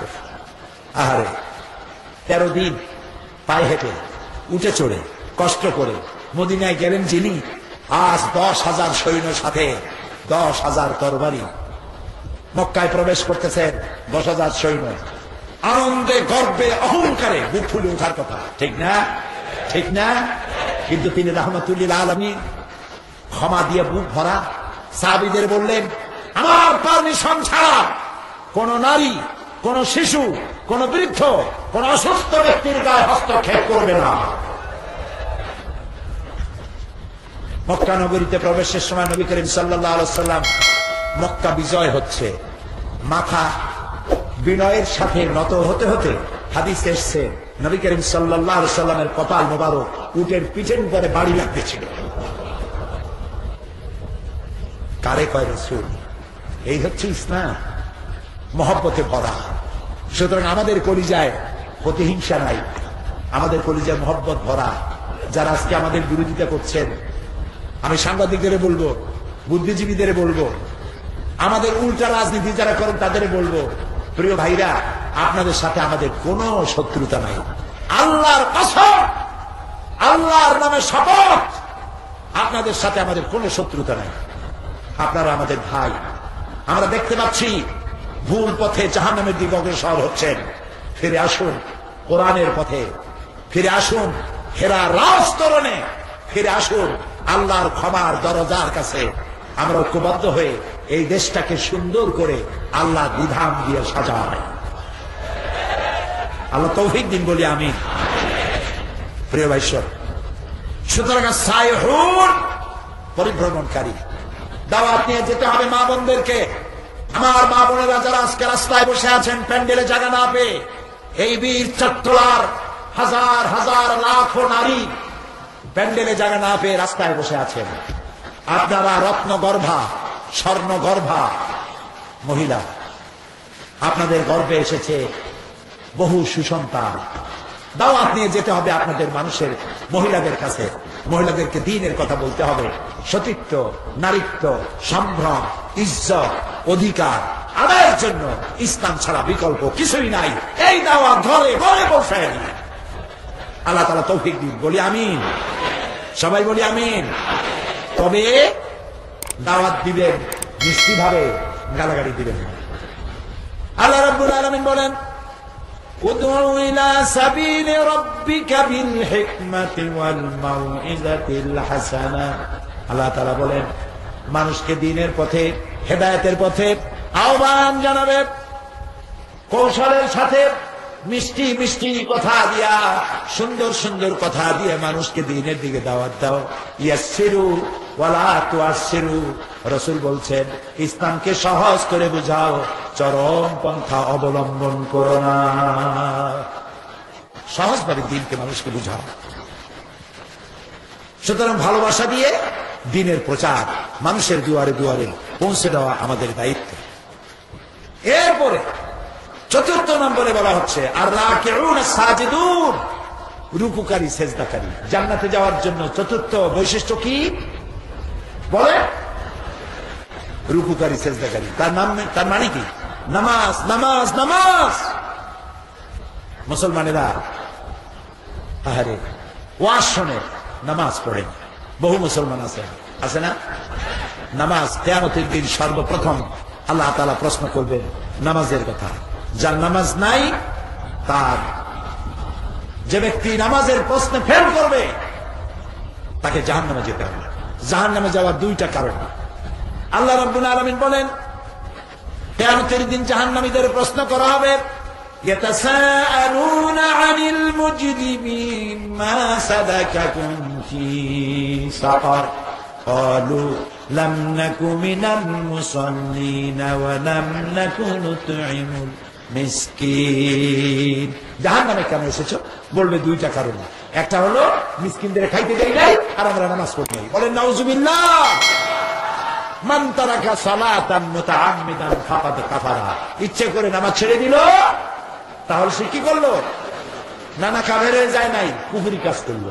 নামাজ পড়া মুসলমানের কাজ, নামাজ না পড়াটা কুফরি কাজ। আল্লাহর বান্দার কাফেরের মধ্যে পার্থক্য কি? নামাজ নামাজ নামাজ। নামাজ ছাড়বেন না। লা দীন লিমান লা সালাত লাহু। যার কাছে নামাজ নাই তার কাছে দিন নেই। প্রিয় ভাই সব, আর নামাজ পড়বেন কিভাবে? সাল্লু কামা রাআইতুমুনি উসাল্লি। নামাজ পড়ো সেইভাবে যেভাবে আমারে নামাজ পড়তে দেখো। কারে? রাসূল। প্রিয় ভাই সব, আল্লাহর সেজদা দিলে আল্লাহ বেশি খুশি হয়, নামাজে আল্লাহ বেশি খুশি হয়। রাসূলকে প্রশ্ন করা হয়েছে, রাসূল বান্দা আল্লাহর নিকটবর্তী হয় কখন? আল্লাহ রাব্বুল আলামিনের নবী বলেছেন, বান্দা যখন সেজদা দেয় আল্লাহ একদম নিকটবর্তী বান্দা হয়ে যায়। আর নামাজের মধ্যে আল্লাহ রাব্বুল আলামিন বান্দা যখন নামাজ পড়ে, বান্দা যেন আল্লাহর সাথে কথোপকথন করে, আল্লাহ খুশি হয়। লম্বা লম্বা সেজদা দিবেন। মুসলমানের অভ্যাস, মসজিদে যায় সকলের শেষে, বাইরে আসে সকলের আগে। মসজিদকে মনে করে জেলখানার মতো, যাইতে যতটুকু দেরি, বেরোতে মোটের সময় লাগেই না। আর ইমাম যদি একটু লম্বা কেরাত পড়ে, পিছনে বসে খালি উসখুস করতে থাকে। আত্তাহিয়াত যদি পড়তে থাকে লম্বা, পিছন থেকে সিগন্যাল মারে। লক্ষ্য করছেন? সে সিগন্যাল দিচ্ছে, ইমাম সাহেব আমার মামলা অনেক আগে ডিসমিস হয়ে গেছে, আপনি এখন কোন জায়গায়? ইচ্ছে করে যদি নামাজের মধ্যে এরকম কাশি দেন, ইমামকে সতর্ক করার জন্য, নামাজ ফাসেদ হয়ে যাবে। মনে থাকবে সব থেকে ধীরে সুস্থে কোন কামটা করবেন? কোন তো দেখি, বলেন না সবাই। সব থেকে ধীরে সুস্থে আদায় করবেন কি? রুকুটা দিবেন। আহারে মানে নামাজের চাইতে আমরা হলাম ছোট। আমরা কি? তাও কইতে ইচ্ছে করবে ছোট। আল্লাহ কি? তার থেকে বড় কেউ আছে? কাজে আমি আমাকে ছোট করতে চাই, তা আমি আমার আল্লাহর সামনে ছোট করতে চাই। নামাজের চাইতে নিজেকে ছোট করার উত্তম পদ্ধতি পৃথিবীতে আর নাই। রুকু দিলাম, গোলাম হয়ে গেলাম। সেজদা দিলাম, আমার অহংকার মাটির সাথে মিশে গেল। সুবহানাল্লাহ। এই জন্য লম্বা লম্বা সেজদা দিবেন, ধীরে সুস্থে নামাজ পড়বেন। গভীর রাত্রে একটু উঠবেন, পারবেন? ওয়াজআলনান নাহারা মাআশা। দিন বানাইছি রুজি রোজগার করার জন্য। ওয়াজআলনাল লাইলা লিবাসা। আর রাতকে বানাইছি আচ্ছাদন। ওয়াজআলনান নাওমাকুম সুবাতা। আর ঘুমকে করেছি শান্তির বাহন। তুমি তো প্রেম করবা, মানুষের প্রেম করার অভ্যাস আছে না? বলতে লজ্জা করে। প্রেম করার অভ্যাস আছে, একটা বয়সও আছে প্রেমের।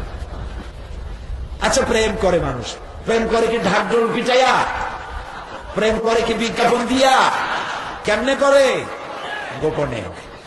সব থেকে মানুষের কাছে, মুমিনের কাছে প্রিয় কে? একটু জোরে কর। দিনের কোলাহল পূর্ণ আবহাওয়ার মধ্যে, সূর্যের তীব্র আলোর মধ্যে, নানান ধরনের কাজের মধ্যে তুমি তোমার মনিবের সঙ্গে প্রেম করার সময় পাবে না, আবেগের সাথে ডাকতে পারবে না বলে সূর্যের তাপ কমাতে কমাতে এক পর্যায়ে সূর্যকে আর এক দুনিয়ায় নিয়ে যায়। এলো রাত, রাতের আধার।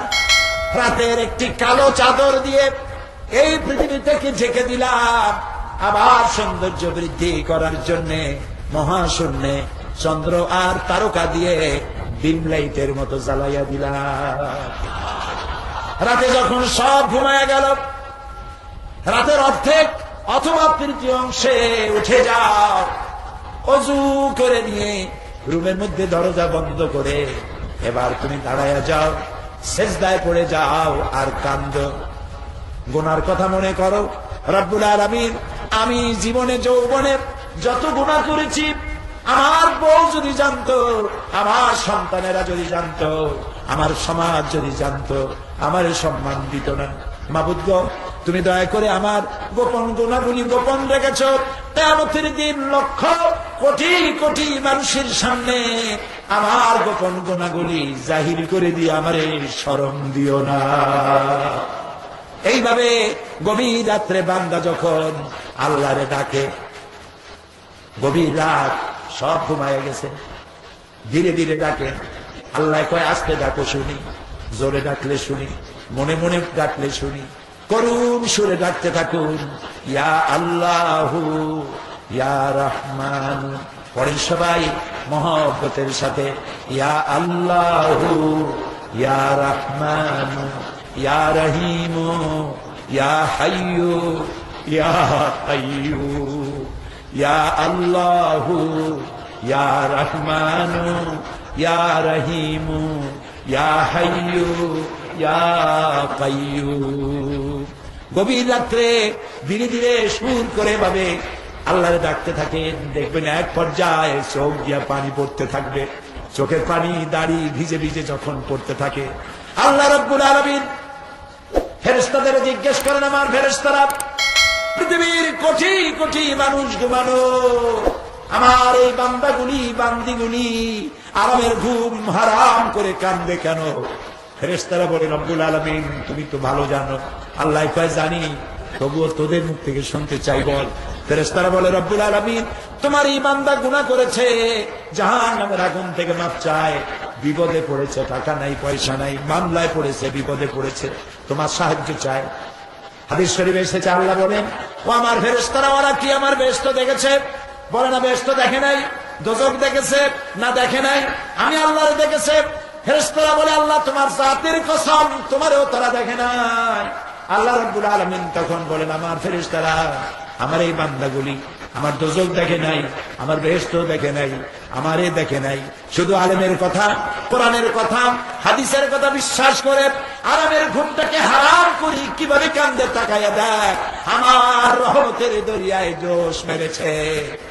আমি তোরা সাক্ষী থেকে যা, আমার এই ক্রন্দনরত বান্দার বান্দি গুলারে মাফ করে দিলাম। প্রিয় ভাই সব, আল্লাহর চাইতে আপনার কেউ নাই, আল্লাহর চাইতে হাজত পুরাকারী কেউ নাই, আল্লাহর চাইতে মাওলা কেউ নাই, বন্ধু কেউ নাই, মুরব্বী কেউ নাই। আইনা তাযহাবুন, যাও কোথায়, ঘোরো কোথায়? আশেপাশে জায়গায় ঘোরাফেরা বাদ দিয়া আল্লাহরে বেশি বেশি ডাকুন, মহব্বত করুন, লম্বা সেজদা দেন। আল্লাহ রাব্বুল আলামিন দিলের সব নেক মাকাসিদ পুরা করে দিবেন। অন্তরের অন্তঃস্থল থেকে কেউ যদি একটিবার ডাকে আল্লাহ, আরে কি মজার নাম, আল্লাহ আল্লাহ, কি মজা। সারা পৃথিবী একত্রিত হলেও এই মজা কোথাও নেই। কলিজা দিয়া ডাকা আর মুখ দিয়া ডাকা একরকম না। অন্তরের অন্তঃস্থল থেকে, হৃদয়ের গভীর কন্দর থেকে একটি বার যদি কেউ ডাক দেয়, কলিজা দিয়ে নারী ছেড়া ডাক, আল্লাহ, বলেন সবাই আল্লাহ আল্লাহ। কলিজা দিয়া একবার যখন বান্দা ডাকে আল্লাহ, আল্লাহ ৭০ বার সাড়া দিয়া বলে, বান্দা কি চাও, আমি হাজির। কি মেহেরবানি সে আল্লাহর সাথে। নাফরমানি কর, আল্লাহ আমাদের নাফরমানি থেকে আমাদেরকে রক্ষা করুন। বলি আমি, বলি আমি। প্রিয় ভাই সব, নামাজ জীবনে আর ছাড়বো না, বহু ওয়াদা আমরা করেছি, করি নাই? আবার করি। পারবে? রাস্তায়, গাছে, ছাদে, যিনি যেখানে আছেন 2 হাত উঁচু করেন, বলেন ইয়া আল্লাহ, তোমার নামে কসম করি, ওয়াদা করি, শপথ করি, যতদিন পর্যন্ত মালাকুল মউত আমার মাথার কাছে না আসতেছে, ততদিন পর্যন্ত ফরজ নামাজ, ফরজ রোজা আর ছাড়বো না, আর ছাড়বো না, আর ছাড়বো না। এবার চিল্লায় বলেন ইয়া আল্লাহ, আমার মৃত্যু পর্যন্ত আমার আজকের এই ওয়াদা আমাকে পালন করার তৌফিক দাও। আমিন, আমিন ইয়া রাব্বাল আলামিন। হাত নামান। প্রিয় ভাই সব, আমি বিনীতভাবে অনুরোধ করব, নামাজ ছাড়বেন না, নামাজ ছাড়বেন না, খবরদার নামাজ ছেড়ে দেবেন। এই নামাজ আমাদেরকে গুনাহ থেকে বাঁচাবে, আমাদেরকে জান্নাতের দিকে এগিয়ে নিয়ে যাবে। এরপরে আল আমিরুনা বিল মারুফ ওয়ান নাহুনা আনিল মুনকার, এটা হলো আমিরুনা বিল মারুফ 6 নম্বর, আর 7 নম্বর হচ্ছে ওয়ান নাহুনা আনিল মুনকার। ভালো কাজের আদেশ দিতে হবে, ভালো কাজের আদেশ করতে হবে, জান্নাতে যাওয়ার রাস্তা। অন্যায় কাজের প্রতিরোধ করতে হবে, জান্নাতে যাওয়ার রাস্তা। সব ভালো ভালো কাজের আদেশ করবো আমরা, রাজি আছি সবাই? বলি কিন্তু কাজে পরিণত করি না। কত মুসলমানের সন্তান গলায় সোনার চেন দিয়ে হাজির, দেখছেন আপনারা? চট্টগ্রামে এই আকাম কেউ করে না। আপনি কি একদিনও বলছেন বাবা এই সোনার চেনটা তোমার বউরে দিয়ে দিও, তোমার মায়েরে দিও, তোমার বোনেরে দিও? পুরুষের জন্য 1 রত্তি স্বর্ণ হারাম। তুমি সোনার চেন পরো নাই, জাহান্নামের আগুনের শিকল পরেছ। এই কথার উপরে যদি ঈমান থাকে, তাহলে এই মাহফিলে রাস্তায় পথে ঘাটে যদি কারো গলায় সোনার চেন থাকে, খুলে প্যান্টের পকেটে ফিরে দাও। আর এইটা বাড়ি গিয়া বউ থাকলে বউর গলায় পরাইয়া দাও, না থাকলে বোনেরে দাও, মায়েরে দাও। কেউ দিতে ইচ্ছা না করলে সিন্ধুকে থুইও, বিয়ে করে বউর গলায় পরাইয়া দিবে। হাতে যদি সোনার আংটি থাকে খুলে ভালো। মুমিনের কাজই হলো সামি'না ওয়া আতা'না, শুনলাম আর মেনে নিলাম। সুবহানাল্লাহ। এইটা মুমিনের কাজ, দেরি করা মুমিনের কাজ না। কয়েছে হুজুর দোয়া করেন, এই নামাজ কিছুদিন পরে পড়বো, বিয়ে টিয়ে তো করি নাই। বেটা তুই বিয়ে করবি তার কোনো প্রমাণ আছে, গ্যারান্টি আছে? বিয়ে করার আগেই তো পটল তুলতে যাইতে পারো, ঠিক না? পটল তোলা বোঝেন তো? কত অ্যাক্সিডেন্ট হয়, কত জায়গায় পাড়ায় খেয়ে মরতে পারিস। মৃত্যুর কোনো গ্যারান্টি নেই, নিঃশ্বাসের বিশ্বাস নেই, ঠিক না? কাজেই যখনই শুনবো এটা আল্লাহর কথা, এটা রসুলের কথা, সাথে সাথে মেনে নেব। এটাই মুমিনের কাজ। যে মানতে পারবে না সে আল্লাহর গোলাম হতে পারে না, শয়তানের গোলাম। আল আমিরুনা বিল মারুফ, ভালো কাজের আদেশ করব। যদি দেখি কেউ ঘুষ খায়, বলবো ভাই আল্লাহর রাস্তায় এটা খাইয়েন না, এটা দিয়ে আপনার স্বাস্থ্য ভালো হবে না, এটা কম খান, এটা বোঝাও খাইয়েন না, বাদ দেন। হালাল পয়সা দিয়া কচু শাক খান, লাল শাক খান, কাসকি মাছ খান, পুঁটি মাছ খান। এগুলোর ফসফরাস আছে, ক্যালসিয়াম আছে, ক্যালোরি আছে, চোখের দৃষ্টি বাড়বে, স্বাস্থ্য ভালো থাকবে। আর ঘুষের টাকা দিয়ে পাঙ্গাসের পেটি, খাসির চর্বি, জন্মের খাওয়া খাবেন, হট করে একদিন শোনা যাবে তিনি মৃত্যুর সঙ্গে পাঞ্জা লড়িতেছেন। মৃত্যুর সাথে কি পাঞ্জা লড়া যায়? এটা একটা বাজে কথা। হ্যাঁ, বলা যায় তিনি মরণাপন্ন অবস্থায় আছেন, সংকটাপন্ন।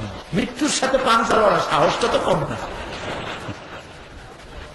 এটা একটা সাংঘাতিক বাজে কথা। কাজে এগুলি কম, এগুলো খাইয়েন না। ঘুষ খাওয়া বাদ দিয়ে দেন, ঘুষ খাবেন না। ওজনে কম দেবেন না, খাদ্যে ভেজাল দেবেন না, মনে থাকবে। ওজনে কম দিয়া কয়টা টাকা বাড়াবেন কোন তো ভাই? খাদ্যে ভেজাল দিয়া কয়টা টাকা বাড়াবেন? যখন মরবেন সাথে কি যাবে?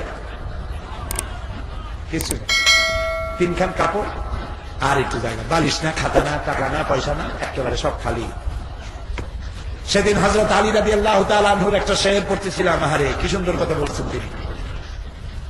হযরত আলী রাদিয়াল্লাহু তাআলা আনহু কাররামাল্লাহু ওয়াজহাহু, জান্নাতের সুসংবাদ প্রাপ্ত, সুবহানাল্লাহ। হযরত আলী এক কবরস্থানে পাশ দিয়ে যাচ্ছেন, কবরওয়ালাকে সালাম দিলেন আর বললেন, কবরওয়ালা তুমি কেমন আছো তা তো আমি জানি না, তোমার এই ক্ষমতাও নাই যে তুমি জানাবা যে তুমি কোন অবস্থা আছো, তবে আমি জানাতে পারি তুমি যা পৃথিবীতে রেখে গেছিলে তাদের একটা খবর আমি তোমারে শুনাইতে পারি। যদি আল্লাহ তোমারে শুনায়, তোমার আমি কিছুই জানলাম না, কিন্তু তুমি চলে যাওয়ার পর অবস্থাটা কি হয়েছে সেইটা শোনো। তুমি যে পৃথিবীতে জায়গা জমি বাড়ি ঘর রেখে গেছিলা সব বিলিবন্টন হয়ে গেছে, একটা টুকরাও তোমার জন্য না। তুমি যে ছেলে মেয়ে রাখছিলা 2-3 দিন কান্দার পরে সবাই তোমাকে ভুলে গেছে। তুমি যে স্ত্রী রেখে গেছিলা সুন্দরী, পরমা সুন্দরী স্ত্রী, সেটা আরেকজনের সাথে বিয়ে হয়ে গেছে। হযরত আলী এই শের পড়ে আমি চোখের পানি রাখতে পারিনি। কি রূঢ় বাস্তব, ইল্লা লাহবুন ওয়া লাইবুন, এই পৃথিবী একটা খেল তামাশা, একটা মোহ, আর কিচ্ছু না, কেউ সাথে যাবে না। তোমার ছেলে তোমারে মনে করবে মরার পর, তুমি তোমার বাপের মনে করো কয়দিন, এটাই প্রভু মাথায় ঢোকে, কথা ঢোকে ঢোকে। আপনি আপনার বাপের কথা কয়দিন মনে করেন? যে দরে কেনা সেই দরে বেচা। আপনার ছেলেও এরকম মনে করবে। ছেলেটারে ভালো বানান, নামাজি বানান, চরিত্রবান বানান, ইমানদার বানান। কোন দলের সাথে ঘরে তাও দেখেন। আপনারা আপনাদের প্রত্যেক ছেলে পড়ার রুমে আপনাকে ঢুকতে হবে, তার বালিশের তলে, তার লেবের তলে, তার বিছানার তলে, তার টেবিলের ড্রয়ারে কি সব বই আছে, কি সব লিফলেট আছে দেখতে হবে, জেএমবির কিছু আছে নাকি, হরকুতুল জিহাদ, হিজবুত তাহরীর, এগুলো কিছু আছে নাকি। এগুলি আপনার ছেলেকে ধ্বংস করে দেবে, কলিজার টুকরা সন্তানকে শেষ করে দেবে। হিজবুত তাহরীর কোত্থেকে আমদানি হয়েছে এদের নাম আমরা জানি না, এদের ভিতরে কোন আলেম নাই, আর ইসলামী আন্দোলন আলেম ছাড়া হয় না।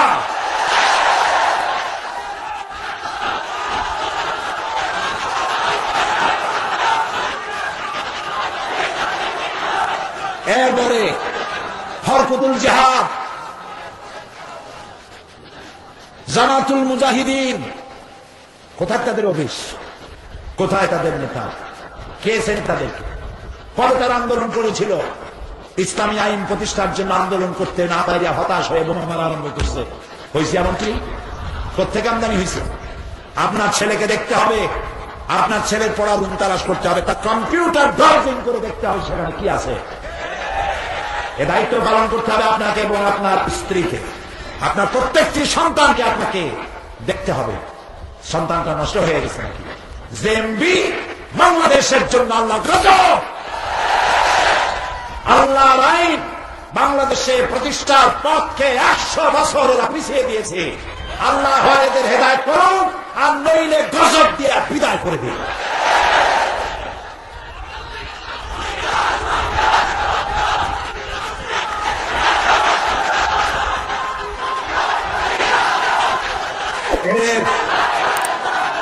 এদের পেছনে কারা, এদের অর্থ যোগান দেয় কারা, এদের বুদ্ধি দেয় কারা? সরকারের কাছে ধরা পড়ছে আলহামদুলিল্লাহ।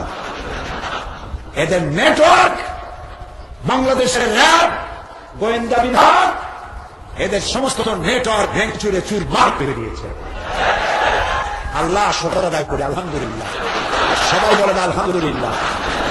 যত বোমা ধরা পড়ছে সবগুলো যদি ফুটতো বাংলাদেশ জাহান্নাম হয়ে যেত। আল্লাহ জানোয়ারগুলিকে হেদায়েত করুন। এরা মানুষ নয়, এরা পশু, এরা জানোয়ার। আমার দেশের পুলিশ, আমার দেশের বিডিআর, আমার দেশের র্যাব, কোবরা, চিতা এবং আমার দেশের সেনাবাহিনী আমার দেশের অহংকার, আমার দেশের গৌরব। আল্লাহ তাদেরকে আরো শক্তিশালী করুন। আমরা বলি আমিন। প্রিয় ভাই সব, আল-আমিরুনা বিল মারুফ, ভালো কাজের জন্য আদেশ দেন। বোমা মেরে ইসলাম প্রতিষ্ঠা হবে না, সন্ত্রাস করে ইসলাম প্রতিষ্ঠা হবে না। রসুল করে নাই, নবীরা করে নাই, আল্লাহর ওলিরাও করে নাই। আমাদের যে ইসলাম আসছে বড় বড় আলেমের মাধ্যমে, আল্লাহর ওলিদের মাধ্যমে, ঠিক কিনা বলেন? এবং আল্লাহর ওলিরা এদেশে ইসলাম প্রচার করেছেন দুইটি মাধ্যমে, একটা আলিয়া মাদ্রাসা আর একটা কওমি মাদ্রাসা, ঠিক কিনা? কওমি মাদ্রাসাগুলি আমার জিজ্ঞাসা করার, আমি মাদ্রাসা শিক্ষক পরিষদের কনভেনশনে আমি সেখানে জিজ্ঞেস করেছিলাম, কেউ যদি আমাকে প্রশ্ন করে আপনার দুইটা চোখের মধ্যে কোনটা চোখ আপনার বেশি প্রিয়, আমি পাল্টা প্রশ্ন করতে চাই, আপনারা বলেন আপনাদের ডান বাম দুইটা চোখের মধ্যে কোনটা বেশি প্রিয়? দুইটা। আমাদের কাছেও ডান আর বাম সমান। আলিয়া মাদ্রাসা, কওমি মাদ্রাসা, আমার দুইটা চোখ আমার কাছে যেমন প্রিয়, এই দুইটি প্রতিষ্ঠান আমার কাছে তেমন প্রিয়। এই কওমি এবং আলিয়া মাদ্রাসার মাধ্যমে এদেশে ইসলাম প্রচার হয়েছে। কাজেই ইসলাম তোমাদের বোমা দিয়ে ইসলাম প্রচার করতে আমরা দেব না। পুলিশ, বিডিআর, র‍্যাব এদেরকে যেখানে পাবে সেখানে ধরে তাদেরকে গ্রেফতার করবে এবং এদের বিচার করা হবে, দৃষ্টান্তমূলক বিচার করা হবে ইনশাআল্লাহ। আল-আমিরুনা বিল মারুফ ওয়া নাহুনা আনিল মুনকার। আর সমস্ত অন্যায় কাজের প্রতিবাদ করতে হবে মুসলমানদেরকে। এই মাসের নাম কি? কি এর ফেব্রুয়ারি? ফেব্রুয়ারি তো বটেই। বাংলা কি মাস? ইংরেজি কি মাস? আর আরবি মুহররম। অন্যায়ের প্রতিবাদের মাস মুহররম, ঠিক না? এই পৃথিবীতে সমস্ত বড় বড় ভালো ভালো ঘটনা এবং সমস্ত বড় বড় দুর্ঘটনা সব ঘটেছে মুহররমে এবং 10 তারিখে। পৃথিবীর সর্বশেষ যে ঘটনাটি ঘটবে সেটার নাম কি? সেটিও মুহররম মাসের 10 তারিখে ঘটবে। তবে সন সম্পর্কে কেউ জানে না, কে ছাড়া? এই মুহররম মাসের একটি দিন আশুরা, 10ই মুহররম। প্রতিবাদ, অন্যায়ের বিরুদ্ধে প্রতিবাদের স্বাক্ষর বহন করবে কিয়ামত পর্যন্ত। রাসূলের কলিজার টুকরা, নয়নের পুতুলি ইমাম হোসেন কারবালার প্রান্তরে সাথী সঙ্গীদের নিয়ে যে রক্ত দিয়েছিলেন,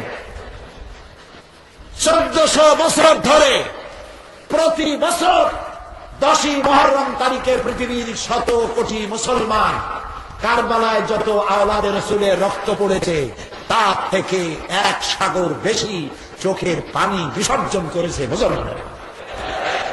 এর থেকে নির্মম, এর থেকে মর্মান্তুক, এর থেকে মারাত্মক কঠিন দুর্ঘটনা পৃথিবীতে আর ঘটে না। বিষয়টি কি ছিল? ক্ষমতা দখল? ক্ষমতা দখল নিশ্চয় নয়। যদি কেউ বলে ইমাম হোসেন ক্ষমতা দখলের জন্য লড়াই করেছিল, তার ঈমান নষ্ট হয়ে যাবে। যে নানার কোলে তিনি বড় হয়েছেন, যে মায়ের পেটে তিনি পৃথিবীতে এসেছেন, নিছক ক্ষমতা দখলের জন্য তিনি লড়াই করতে পারেন না। সাইয়্যিদে আসবাবে আহলুল জান্নাহ, জান্নাতের সমস্ত জওয়ানদের সরদার হবেন হাসান হুসাইন রাদিয়াল্লাহু তাআলা আনহুমা। 680 খ্রিস্টাব্দে মুআবিয়া রাদিয়াল্লাহু তাআলা আনহুর ছেলে ইয়াজিদ অগণতান্ত্রিক পন্থায় ক্ষমতা পদ্ধতিতে ক্ষমতা দখল করে দামেস্কের সিংহাসনে আরোহণ করলেন। সরকারি মালের কোন অডিট হবে না, দেখাশোনার কেউ নাই, পরামর্শদাতা কেউ নাই। তার সামনে আনুগত্য করার জন্য চাপ সৃষ্টি করলেন তিনি। মদিনায় সমস্ত আহলে বাইতের উপরে চাপ সৃষ্টি করল। নেতৃস্থানীয় লোকদেরকে বলল, আমার আনুগত্য স্বীকার করো, বাই হুক অ্যান্ড ক্রুক। ইমাম হুসাইন প্রতিবাদ করলেন, আমার জীবন থাকতে আমার নানাজির রক্ত দেওয়া ইসলাম, সাহাবীদের জীবন দেওয়া ইসলাম, এজিদের হাতে খেলাফত শেষ হয়ে মুলুকিয়াত প্রতিষ্ঠিত হবে, আমি হোসাইন বেঁচে থাকতে তা হতে পারে না। বশ্যতা স্বীকার করলেন না। চিঠি আসলো কুবা থেকে অগণিত, আপনি আমাদের কাছে আসেন, আমরা আপনাকে আশ্রয় দেব, আমরা আপনার আনুগত্য স্বীকার করব। ইমাম হোসাইন চললেন, মদিনার অনেক বুদ্ধিমান লোকেরা নিষেধ করলেন, তিনি কারো নিষেধ শুনলেন না। রক্তের টানে, ইসলামের মায়ায়। আমি বেঁচে থাকতে ইসলাম নিভে যাবে, ইসলামের আদর্শ পদদলিত হবে। আমি কি জবাব দেব কিয়ামতের রাসূলুল্লাহর সামনে? ইমাম হুসাইন চলেছেন, সাথে 72 জন লোক, 40 জন পুরুষ, 32 জন নারী, এবং আরবের ট্র্যাডিশন অনুযায়ী প্রত্যেকের হাতে একটি করে তরবারি, নেজা অথবা বল্লম। যুদ্ধ করার জন্য না, এটা ট্র্যাডিশন, ঐতিহ্যগত, তাদের হাতে এটা থাকে সবসময়। কারবালা পর্যন্ত যাওয়ার পর ইবনে জিয়াদ, কুফার গভর্নর, তার পথে বাধার সৃষ্টি করে দিল। তাকে বলা হলো, ইবনে জিয়াদের সামনে আপনি কি আত্মসমর্পণ করবেন? তিনি বললেন, ইবনে জিয়াদের সামনে আমি আত্মসমর্পণ করব? আমার জীবন থাকতে তা কখনই সম্ভব না, আমি যাব না। তিনি যখন প্রতিবাদ করলেন, খবর চলে গেল দিমাশকে। ইয়াজিদ 6000 সৈন্য পাঠিয়ে দিল ইমাম হুসাইনকে গ্রেফতার করার জন্য, সশরীরে, জীবিত অথবা মৃত অবস্থায় তাকে প্রেরণ করার জন্য 6000। ইমাম হুসাইন টের পেয়ে সাথীদের বললেন, আমার সাথীরা, ওরা আমাকে চায়, তোমাদেরকে চায় না। তোমরা নারী আর পুরুষগুলি সব নিরাপদে মদিনায় চলে যাও, জীবন রক্ষা করো। সাথীরা বললেন, ইমাম হুসাইন, আপনাকে শত্রু সৈন্যদের সামনে ফেলে রেখে আমরা আমাদের জীবন এর মায়ায় পড়ে যদি মদিনায় চলে যাই, কিয়ামতের ময়দানে বিশ্বনবী মুহাম্মদুর রাসূলুল্লাহ সাল্লাল্লাহু আলাইহি ওয়াসাল্লামের সামনে আমরা কি জবাব দেব? আমাদের জীবন আপনার জন্য উৎসর্গ করে দেব, আমরা আপনাকে পরিত্যাগ করে যাব না। সকালবেলায় 6000 সৈন্য ঘেরাও করে ফেলেছে, 6000 মানুষ, আর একদিকে কয়জন? যুদ্ধ করা লাগে নাকি? 6000 মানুষ যদি মাস করে যায়, পায়ের তলে পিষ্ট হয়ে যাবে 72 জন মানুষ। শুরু হলো যুদ্ধ। জোহরে রক্ত আসতে না আসতে সঙ্গী 40 জন পুরুষ শাহাদাত বরণ করলেন। একা হোসাইন শিবিরে প্রবেশ করলেন, স্ত্রীর কাছে গিয়ে বললেন, প্রাণের স্ত্রী ও মহিলারা, আহলে বায়েত, পুরুষেরা সব শাহাদাত বরণ করেছে, এখন আমি একা, তোমাদেরকে আল্লাহর হাওয়ালা করে গেলাম, আমি যুদ্ধে গমন করছি। স্ত্রী কাছে এসে বললেন, হুসাইন, যুদ্ধে যাত্রা পথে আমি আপনাকে বাধা দেব না, তবে এই যে ছোট্ট বাচ্চাটি আজ কদিন মরুভূমিতে পায়ে হেঁটে উঠে চড়ে আস্তে আস্তে খাবার ফুরিয়ে গেছে, ঘরে 1 ফোঁটা পানি নেই, 1 ফোঁটা পানির অভাবে এই দুগ্ধপোষ্য বাচ্চা শিশু চিৎকার করছে, তার কান্নার এখন গলায় আওয়াজও বের হয় না পানির পিপাসায়। তুমি এটিকে নিয়ে যাও, ওদের সামনে গিয়ে ধরো, একটু পানি যদি তারা দয়া করে বাচ্চাটারে দেয়, আর কোনো দাবি নেই। ইমাম হুসাইন তরবারি ফেলে রাখলেন, বাচ্চাটি কোলে করে নিয়ে ইয়াজিদি সৈন্যদের সামনে দাঁড়ালেন। কি কলঙ্কিত ইতিহাস! ছোট্ট বাচ্চা নিয়ে উঁচু করে দাঁড়িয়ে বললেন, ইয়াজিদের সৈন্যরা, তোমাদের সামনে আমি যাকে উঁচু করে ধরেছি, এই বাচ্চাটি আওলাদের রাসূল, রাসূলের আওলাদ, নিষ্পাপ, মাসুম, বেগুনাহ। আমার সাথে তোমাদের শত্রুতা থাকতে পারে, কিন্তু এই কচি সন্তানের সাথে কোনো শত্রুতা থাকার কথা নয়। ফোরাতের অপরন্ত পানি প্রবাহিত হয়ে যাচ্ছে, একটু কুলটা ছেড়ে দাও, আমি বাচ্চাটার একটু পানি পান করাই। ওদের কলিজায় দরদ হলো না, ওরা পানি দিল না, জবাবে বিষাক্ত তীর ছুড়ে দিল। ইমাম হুসাইনের উঁচু করে ধরা আওলাদের রাসূল, রাসূলের কলিজার টুকরা বাচ্চার বুকের মধ্য দিয়ে বিষাক্ত তীর প্রবেশ করে পিঠ থেকে বেরিয়ে গেল।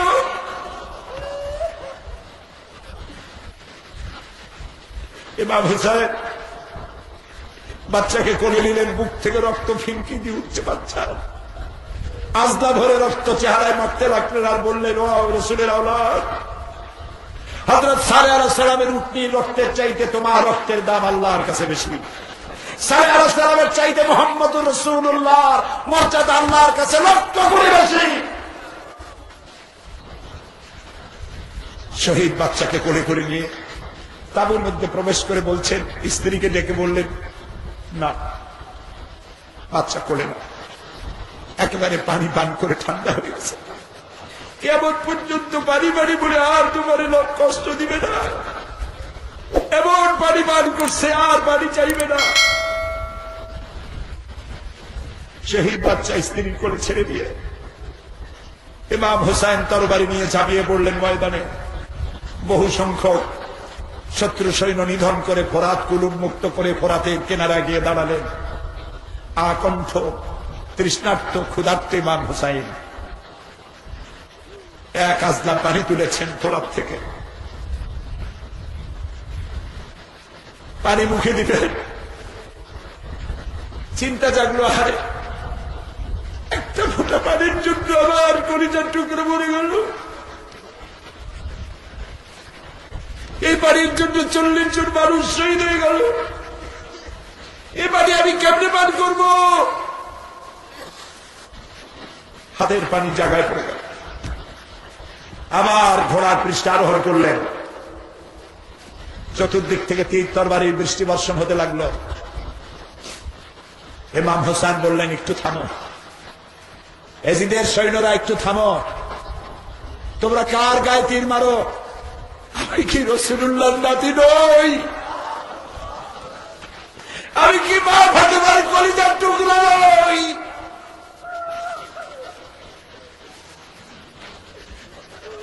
কার গায়ে বাতর মারো? কার তীর মারো?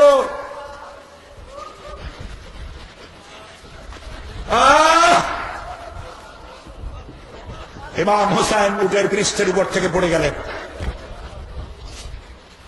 সীমার এসে বুকের উপরে বসল। আর ইতিহাস সানান ইবনে মাখফি এসে ইমাম হোসেনের গলার কাছে বসে তরবারি দিয়া খঞ্জর দিয়া পোঁচাইয়া দেহ থেকে ইমাম হোসেনের মস্তককে বিচ্ছিন্ন করে দিলেন। এজিদি সৈন্যরা ঘোড়ার পৃষ্ঠে সওয়ার হয়ে ঘোড়ার পায়ের পদাঘাতে ইমাম হোসেনের শরীরকে ছিন্ন ভিন্ন করে ফেলে দিল। 11ই মুহররম সকালবেলা উম্মুল মুমিনিন আমাদের মা হযরত উম্মে সালমা রাদিয়াল্লাহু তাআলা আনহা ঘরের বারান্দায় বসে কাঁদতেছেন। ফজরের পর কয়েকজন মেয়ে লোক এসে জিজ্ঞেস করছেন, মা কাঁদেন কেন? তিনি বলছেন, আজকে রাতে আমি স্বপ্নে দেখছি রাসূলুল্লাহ আমার বাড়ি আসছে। আমি দেখতে পেলাম রাসূলের দাড়ি মোবারকে ধুলাবালি মাখা, মুখখানা বলি, চোখ দিয়ে পানি পড়তেছে। আমি জিজ্ঞেস করলাম, ইয়া রাসূলুল্লাহ কাঁদেন কেন? আপনার দাড়িতে ধুলাবালি মাখা কেন? রাসূলুল্লাহ বললেন, উম্মে সালমা তুমি জানো না আমি এই যে কারবালা দিয়া কেবল আসলাম, আমি দেখে এলাম আমার কলিজার টুকরা বা কতবার নয়নের বডির মাথা দেহ থেকে আলাদা করে দিয়েছে ওরা।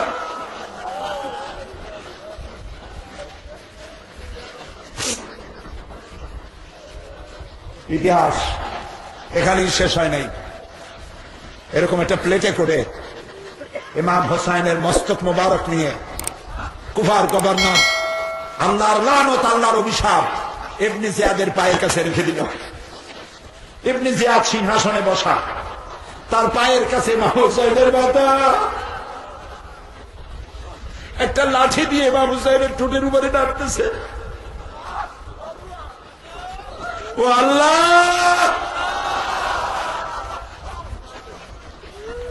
হযরতে যায়েদ পাশে বসা ছিলেন, 80 বছরের বুড়া মানুষ। হযরত যায়েদ বলছেন, ইবনে জিয়াদ এতক্ষণ যা করছো সহ্য করেছি, কিন্তু এখন যে কাজ করতেছো আমি সহ্য করতে পারতেছি না। তোমার পায়ের কাছে ইমাম হোসেনের মাথা, তুমি লাঠি দিয়া ইমাম হোসেনের ঠোঁটের উপরে যেখানে নাড়াচাড়া করতেছ, আমি যায়েদ আমি 1000 বার দেখেছি রাসূলুল্লাহ বুকের উপরে 1000 বার চুমা খাইছে।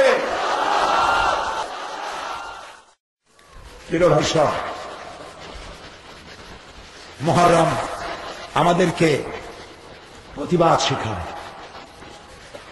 জীবনের বিনিময়, রক্তের বিনিময় প্রতিবাদ করতে হবে। জীবনের মালিক আল্লাহ। জীবনের মালিক কে? সে আল্লাহ পাককে খুশি করার জন্য জ্বর হইয়া, পেট অসুখ হইয়া, ডায়াবেটিস হইয়া, প্যারালাইসিস হয়ে বিছানায় মরার চাইতে এরকমের মৌত অনেক ভালো। বিড়ালের মতো 500 বছর বেঁচে থাকার দাম নাই। হোসেনের মতো, খালিদ বিন ওলীদের মতো 1 মিনিট বেঁচে থাকার দাম অনেক অনেক বেশি।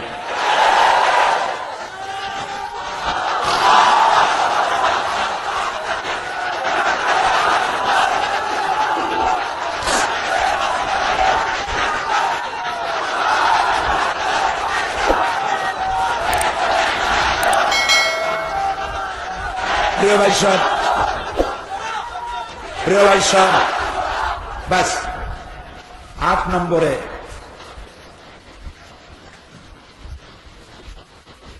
ওয়াল হাফিজুনা লিহুদুদিল্লাহ, আল্লাহর সীমা রক্ষাকারী। 8 নম্বরে আল্লাহর সীমা রক্ষাকারী ব্যক্তি। আল্লাহ অনেকগুলি সীমানা দিয়েছেন। জিনা করো না, এটা একটা বর্ডার। জুয়া খেলো না, এটা আরেকটা বর্ডার। মদ খাইও না, আরেকটা বর্ডার। ওজনে কম দিও না, খাদ্যে ভেজাল দিও না, এগুলি বর্ডার। তিলকা হুদুদুল্লাহ ফালা তাকরাবুহা, বর্ডার ক্রস করা তো দূরের কথা, নিকটবর্তী হবে না, আল্লাহ নিষেধ করেছে। সুতরাং এই 8টি কাজ যারা করতে পারবে, আল্লাহ তাআলা বলছেন ওয়াবাশশিরিল মুমিনিন, এইসব মুমিনদেরকে সুসংবাদ দাও। কিসের সুসংবাদ? জান্নাতের সুসংবাদ দাও। এই হলো রয়্যাল রোড, পৃথিবী শুরু আর লাস্ট ডেস্টিনেশন জান্নাতুল ফেরদাউস। আল্লাহ তাআলা এই জান্নাতুল ফেরদাউসের এই জায়গাটায় আমাদেরকে পৌঁছা তৌফিক দান করুন। আমাদের জীবনকে আল্লাহ সুন্দর করুন, আমাদের জীবনকে আল্লাহ পবিত্র করুন। প্রিয় ভাই সব, অনেক দূর থেকে আপনারা এসেছেন, আমি আর লম্বা করব না। 8টি কথা শুনাইলাম, 4 দিন ইসলামের সৌন্দর্য বর্ণনা করেছি, আর আজকে জান্নাতের রোড ম্যাপ দেখাই দিলাম। আমি যে দেখাইলাম, আল্লাহ যেন আমাকে আমল করার তৌফিক দেন। আজ আমি উদাত্ত কণ্ঠে ঘোষণা করতে চাই, জামাত ইসলামী, বিএনপি, আওয়ামী লীগ, দল মত নির্বিশেষে সমস্ত মুসলমানদেরকে দাওয়াত দিতে চাই, কোরআন ছাড়া, ইসলাম ছাড়া শান্তির কোন পথ নাই। ফিরে আসুন কোরআনের দিকে, ইসলামের দিকে।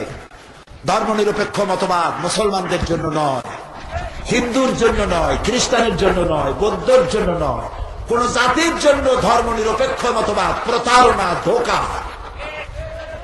আমরা তো ধর্মের পক্ষ নিয়ে ফেলেছি। আমি মুসলমান, আমরা কি? আমরা তো ধর্মের পক্ষ নিয়ে ফেলেছি। যিনি হিন্দু তিনি তো ধর্মের পক্ষ নিয়ে ফেলেছেন, যিনি বৌদ্ধ, যিনি খ্রিস্টান তিনি তো ধর্মের পক্ষ নিয়ে ফেলেছেন। সুতরাং এই ধোঁকা, এই প্রতারণা বাদ দিয়ে আসুন সবাই মিলে এই সুন্দর দেশটাকে ইসলামের আলোকে গড়ে তুলি। হিন্দু আরাম পাবে, খ্রিস্টান আরাম পাবে। ভালো মানুষের শাসনে মানুষ কত ভালো থাকে আপনারা ঘুরে ফিরে দেখতে পারেন। বাংলাদেশের মতো শান্তির দেশ আর নাই, আলহামদুলিল্লাহ। এখন আমি মোনাজাতের দিকে এগোবো, আর মোনাজাতের জন্য দাঁড়ানো ভাইদের বসতে হবে। এতক্ষণ কিন্তু বলি নাই, সব মুসলমান বসুন। আখেরি মোনাজাত, এই মোনাজাত বাহরাইন, কুয়েত, কাতার, আরব আমিরাত, লন্ডন, আমেরিকা, অস্ট্রেলিয়া, বিভিন্ন দেশ থেকে দোয়া চেয়েছে। সেই দোয়ায় শরীক হতে হবে। 2 জন ইসলাম কবুল করতেছেন, একজন মহিলা প্যান্ডেলে, আর একজন আমাদের এই মঞ্চে। তপন দে, পিতা মৃত রঞ্জিত দে, ধর্ম হিন্দু, বাড়ি পদুয়া, চট্টগ্রাম, বর্তমান নাম পছন্দ করছে মোহাম্মদ আল আমিন। মহিলা প্যান্ডেল অবস্থান করছেন রূপারানী দাস, পিতা সুধাংশু চন্দ্র দাস, হিন্দু, বর্তমান নাম পছন্দ করেছে সুমাইয়া বেগম। রঞ্জিত কই, মোহাম্মদ আল আমিন। মহিলা প্যান্ডেলে যিনি ইসলাম কবুল করছেন তিনি আমাদের সাথে পড়েন, আর তুমি জোরে পড়ো, লা ইলাহা ইল্লাল্লাহু মুহাম্মাদুর রাসূলুল্লাহ।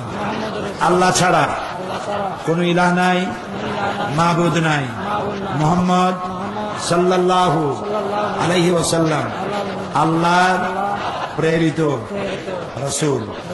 আশহাদু আন লা ইলাহা ইল্লাল্লাহু ওয়াহদাহু লা শারীকা লাহু ওয়া আশহাদু আন্না মুহাম্মাদান আবদুহু ওয়া রাসূলুহু। আমি সাক্ষ্য দিচ্ছি আল্লাহ ছাড়া কোন ইলাহ নাই, মাবুদ নাই। তিনি এক, তিনি একক, তার কোন অংশীদার নাই। আমি আরো সাক্ষ্য দিচ্ছি মুহাম্মদ সাল্লাল্লাহু আলাইহি ওয়াসাল্লাম আল্লাহর বান্দা এবং তার প্রেরিত রাসূল। আসসালামু আলাইকুম। সবাই সালামের জবাব দেন। এক্ষুনি মোনাজাত হবে। মোনাজাতের আগে আর মাত্র দুই একটি কথা। তার একটি হলো আমাদের দেশের শিক্ষা প্রতিষ্ঠানগুলি বাঁচিয়ে রাখার জন্য ইবতেদায়ী মাদ্রাসার স্বীকৃতি আদায়ের লক্ষ্যে এবং ফাজিলের ডিগ্রির মান, কামিলকে মাস্টার্সের মান দেওয়ার জন্য বাংলাদেশ মাদ্রাসা শিক্ষক পরিষদের জন্ম হয়েছে। সবাই বলেন আলহামদুলিল্লাহ। এবং বাংলাদেশের অধিকাংশ মাদ্রাসার শিক্ষক বলতে গেলে 85 থেকে 90% শিক্ষক, মাদ্রাসা শিক্ষক বাংলাদেশ মাদ্রাসা শিক্ষক পরিষদের সাথে সম্পৃক্ত হয়ে এদেশে ফাজিলকে ডিগ্রি এবং কামিলকে মাস্টার্সের মান দেওয়ার এই আন্দোলনে শরীক হয়েছে। আপনারা আজকের মোনাজাতে আল্লাহর কাছে দোয়া করবেন যেন সরকার তার মেয়াদকালের মধ্যেই এই দাবি পূরণ করে নেয়। কারণ ফাজিল এবং কামিলের মাল না হলে আস্তে করে সমস্ত মাদ্রাসাগুলি বন্ধ হয়ে যাবে। আলেম পাশ করেই ছেলেরা সব কলেজে চলে যায়, ফলে ফাজিল ছাত্র পাবে না, কামিল ছাত্র পাবে না, মাদ্রাসাগুলি বন্ধ হয়ে যাবে। এই কথা যেন আল্লাহ সরকারকে বোঝার তৌফিক দেন এবং অতি দ্রুত এই কাজটি যেন বাংলাদেশে সম্পাদন করার তৌফিক সরকারকে আল্লাহ তাআলা দান করেন। আর এই মাহফিলের সাহায্যের জন্য মিরেশরাই থেকে ডাক্তার MM ইমরান চৌধুরী 50,000 টাকা তিনি মাহফিলে পৌঁছাবার জন্য মিসবাকে দায়িত্ব দিয়েছে। আর বাইতুল শরীফের পীর সাহেব কেবলা মরহুম হযরত মাওলানা শাহ আব্দুল জব্বার সাহেবের জামতা মুর্তাজা সিদ্দিকী, যিনি মক্কা শরীফে থাকেন, আল্লাহ এক নেক বান্দা, তার পিতার জন্য তার মায়ের জন্য দোয়া করুন আপনারা। তিনিও মক্কা শরীফ থেকে 50,000 টাকা পাঠিয়ে দিয়েছেন তাফসীর ওয়াল কোরআন মাহফিলের জন্য। আরো অনেকে দিয়েছেন। আর যাওয়ার সময় আপনারা সবাই টাকা দিয়ে যাবেন, এটা আমি আশা করব। এরপরে কিছু বইয়ের কথা না বললে নয়। মাত্র 2-3টা বই যে গতকাল বলেছি আমি, সন্ত্রাস এবং জঙ্গিবাদ দমন ইসলাম, মাত্র 20 টাকা হাদিয়া। প্রত্যেক মুসলমান হিন্দু সবার কেনা দরকার, কারণ জঙ্গিবাদ আর সন্ত্রাসের সাথে ইসলামের কোন সম্পর্ক নাই। এটি আমার লেখা, এটা ইংরেজি হচ্ছে সারা ইউরোপ এবং আমেরিকায় ছড়াবার জন্য। বাংলায় সন্ত্রাস ও জঙ্গিবাদ দমন ইসলাম আর শিশুর প্রশিক্ষণ পদ্ধতি, বাচ্চা অবস্থা থেকে শিশুদেরকে যদি ইসলামী শিক্ষা না দেওয়া যায় তাহলে ছেলেবেলেকে ভালো বানাবার সম্ভাবনা থাকে না। এটিও আমার লেখা। আপনারা এই বইগুলো নিতে চেষ্টা করবেন। মোনাজাতের পর আযান হবে বা জামাতে শাহ নামাজ পড়ে যাবে।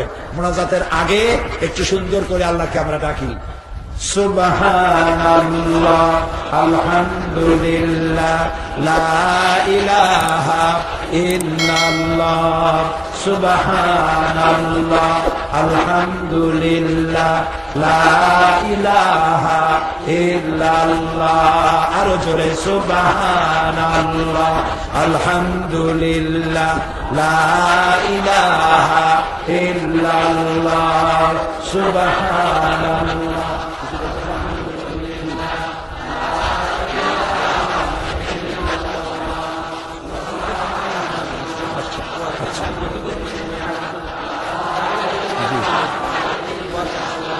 লা ইলাহা ইল্লাল্লাহ মুহাম্মাদুর রাসূলুল্লাহ। রাস্তায় আছেন, ছাদে আছেন, গাছে আছেন, সব মুসলমানেরা প্রাণ খুলে মহব্বত করে ডাকেন, ইয়া আল্লাহু ইয়া রহমানু ইয়া রহিমু ইয়া হাইয়ু ইয়া কাইয়্যুম, ইয়া আল্লাহু ইয়া রহমানু ইয়া রহিমু ইয়া হাইয়ু ইয়া কাইয়্যুম। এখন দরুদ শরীফ পড়েন। নামাজে যে দরুদটা পড়ি, আল্লাহুম্মা সাল্লি আলা মুহাম্মাদিন ওয়া আলা আলি মুহাম্মাদ কামা সাল্লাইতা আলা ইব্রাহিম ওয়া আলা আলি ইব্রাহিম ইন্নাকা হামিদুম মাজিদ।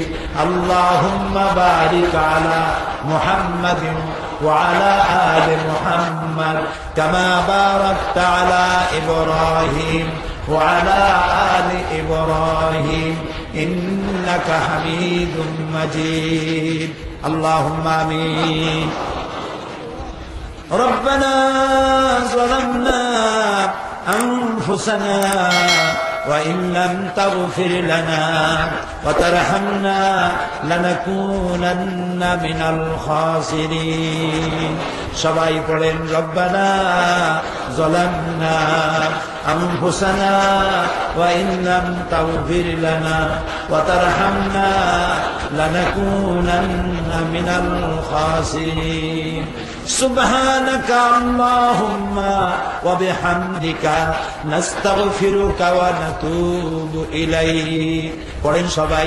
سبحانك اللهم وبحمدك نستغفرك ونتوب إليك سبحانك اللهم وبحمدك نستغفرك ونتوب إليك আয় আল্লাহ তাআলা 5 দিন ব্যাপী কোরআনে কারীমের মাহফিল শেষ করে আজকে পঞ্চম দিনে এই গভীর রাত্রে লক্ষ লক্ষ মুসলমান নরনারী গুনার বোঝা মাথায় নিয়া এতিম কাঙ্গালের মতো তোমার দরবারে হাত উঠাইছি রব্বুল আলামিন সারা জীবন গুনাহ করে করে জীবনটারে নষ্ট করে দিয়েছি আল্লাহ তুমি দয়া করে জীবনের গুনাহ মাফ করে দিন পড়ে না আল্লাহ তোমার কাছে বলবো না কার কাছে বলবো ইরাক একটা স্বাধীন মুসলমানের দেশ মুসলমানগুলিকে ধরে ধরে জেলে ভরিয়া পুরুষগুলিকে উলঙ্গ বানাইয়া একটার উপরে আরেকটা দিয়া মানুষের পিরামিড বানাইছে মুসলমানদের মুখে বিচার করছে মুসলমান কয়েদিদের সামনে কোরআন শরীফে পেশাব করেছে আল্লাহ আল্লাহ এটা বড় সত্য কথা আমার দেশের মুসলমান দুনিয়ার মুসলমান অনেকে নামাজ পড়ে না রোজা রাখে না কিন্তু রসুলকে গালি দিলে সহ্য করতে পারে না আল্লাহ আবার রসুলকে যদি গালি দেয় তার যদি ব্যঙ্গচিত্র আঁকে আমরা পয়সা থেকে করব কি